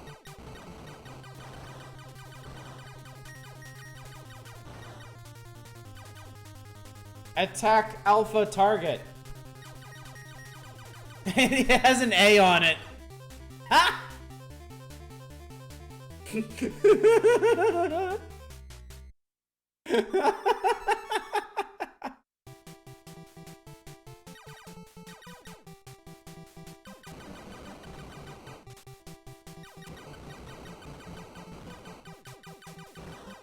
I actually had a game that was pretty similar to this on the Commodore 64. I don't remember what it was called. It might have been the C64 port of Star Force. I couldn't tell you for sure. But it definitely looked and played a lot like this. The Raiden clones. Man, I love Raiden. I think it was Raiden 2 I played a lot in the arcade. It was whichever one introduced the third weapon. The purple plasma beam that would lock onto shit. Oh my god, I love that so much. Oh my god, fuck off. Oh my god, all of you fuck off.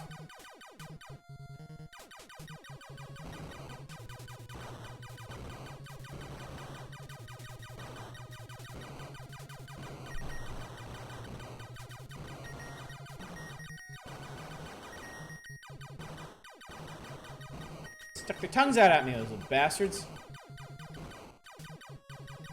Purple plasma cheat laser. So it is. It's such a gratifying weapon to use. Because it feels like it's doing so much damage. What's up, Resident Emil?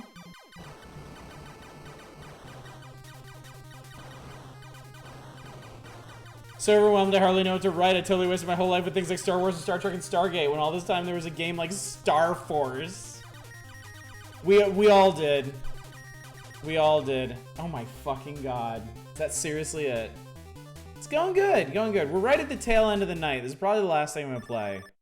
But we made our way through the entire first issue of Nintendo Power. We'll start the second one on Saturday. On Thursday, I'm gonna go ahead and do the second quest of Zelda. Because that's something I've never actually done. For now, we're just winding down with some excitement greater than that of even Star Wars. This is definitely not an easy game. Oh, fuck. Good luck, that game was hot trash. Do you know how any of the upgrades in this game go? No. And there are no continues. Alright, I'm done. Had enough. Had enough. I'm done. We had a very productive evening of Nintendoing and rambling. I'm happy. I'm satisfied.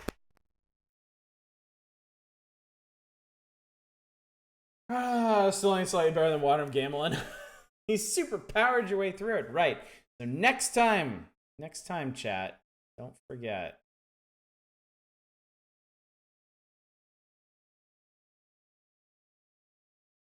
No, that just takes you back. All right. Next time. This is what we have to look forward to. Bionic Commando, Life Force, Simon's Quest, more Mario Brothers 2, Renegade, RC Pro-Am, Golgo 13, Blaster Master, a bunch more video shorts. No cover art? There is. I was looking at this earlier, is the thing. There you go. You know, they actually received a bunch of complaints about this cover. Like, apparently this cover gave kids a bunch of nightmares. They did a retrospective on their covers, I think around the 50th issue, maybe? And they said this was hands down the one they got the most complaints about. But as far as I know, they never did another like heavily horror themed one. So that's a Mortal Kombat cover. It's pretty metal. It is pretty metal. I'm impressed they just like posed and set this shot up themselves. That's pretty rad. So yeah. All right. So schedule. Tomorrow night, more Prey Moon Crash. We're nearing the end of that one, but I've still got a couple story beats to go through. Not the Volunteers one. I'm still pissed off about that. On Thursday, we're going to take a quick break from Nintendo Power to play through the second quest of the original Zelda. Hopefully that'll go smoothly. On Friday, we're doing a multiplayer night. We are going to be playing D&D Chronicles of Mystara, the side-scrolling arcade beat-em-up D&D game. We're going to be playing that on Steam using Remote Play. So if you have that, there may be a chance I can slip you in for some of that, assuming it all works. If it doesn't work, I'm going to have to scramble for something else to do. And then on Saturday we'll be back with the September-October 1988 issue of Nintendo Power and most, if not all, of the games therein. So yeah, look forward to that. Drac was a real bro, letting me use his head for the shoot. There's a new Red Letter Media video out today. It's a review of Bram Stoker's Dracula from the 90s. That was a pretty interesting watch. Fun to hear their commentary on that. All right, let me find somebody for y'all to raid. Let me go ship you off to somebody.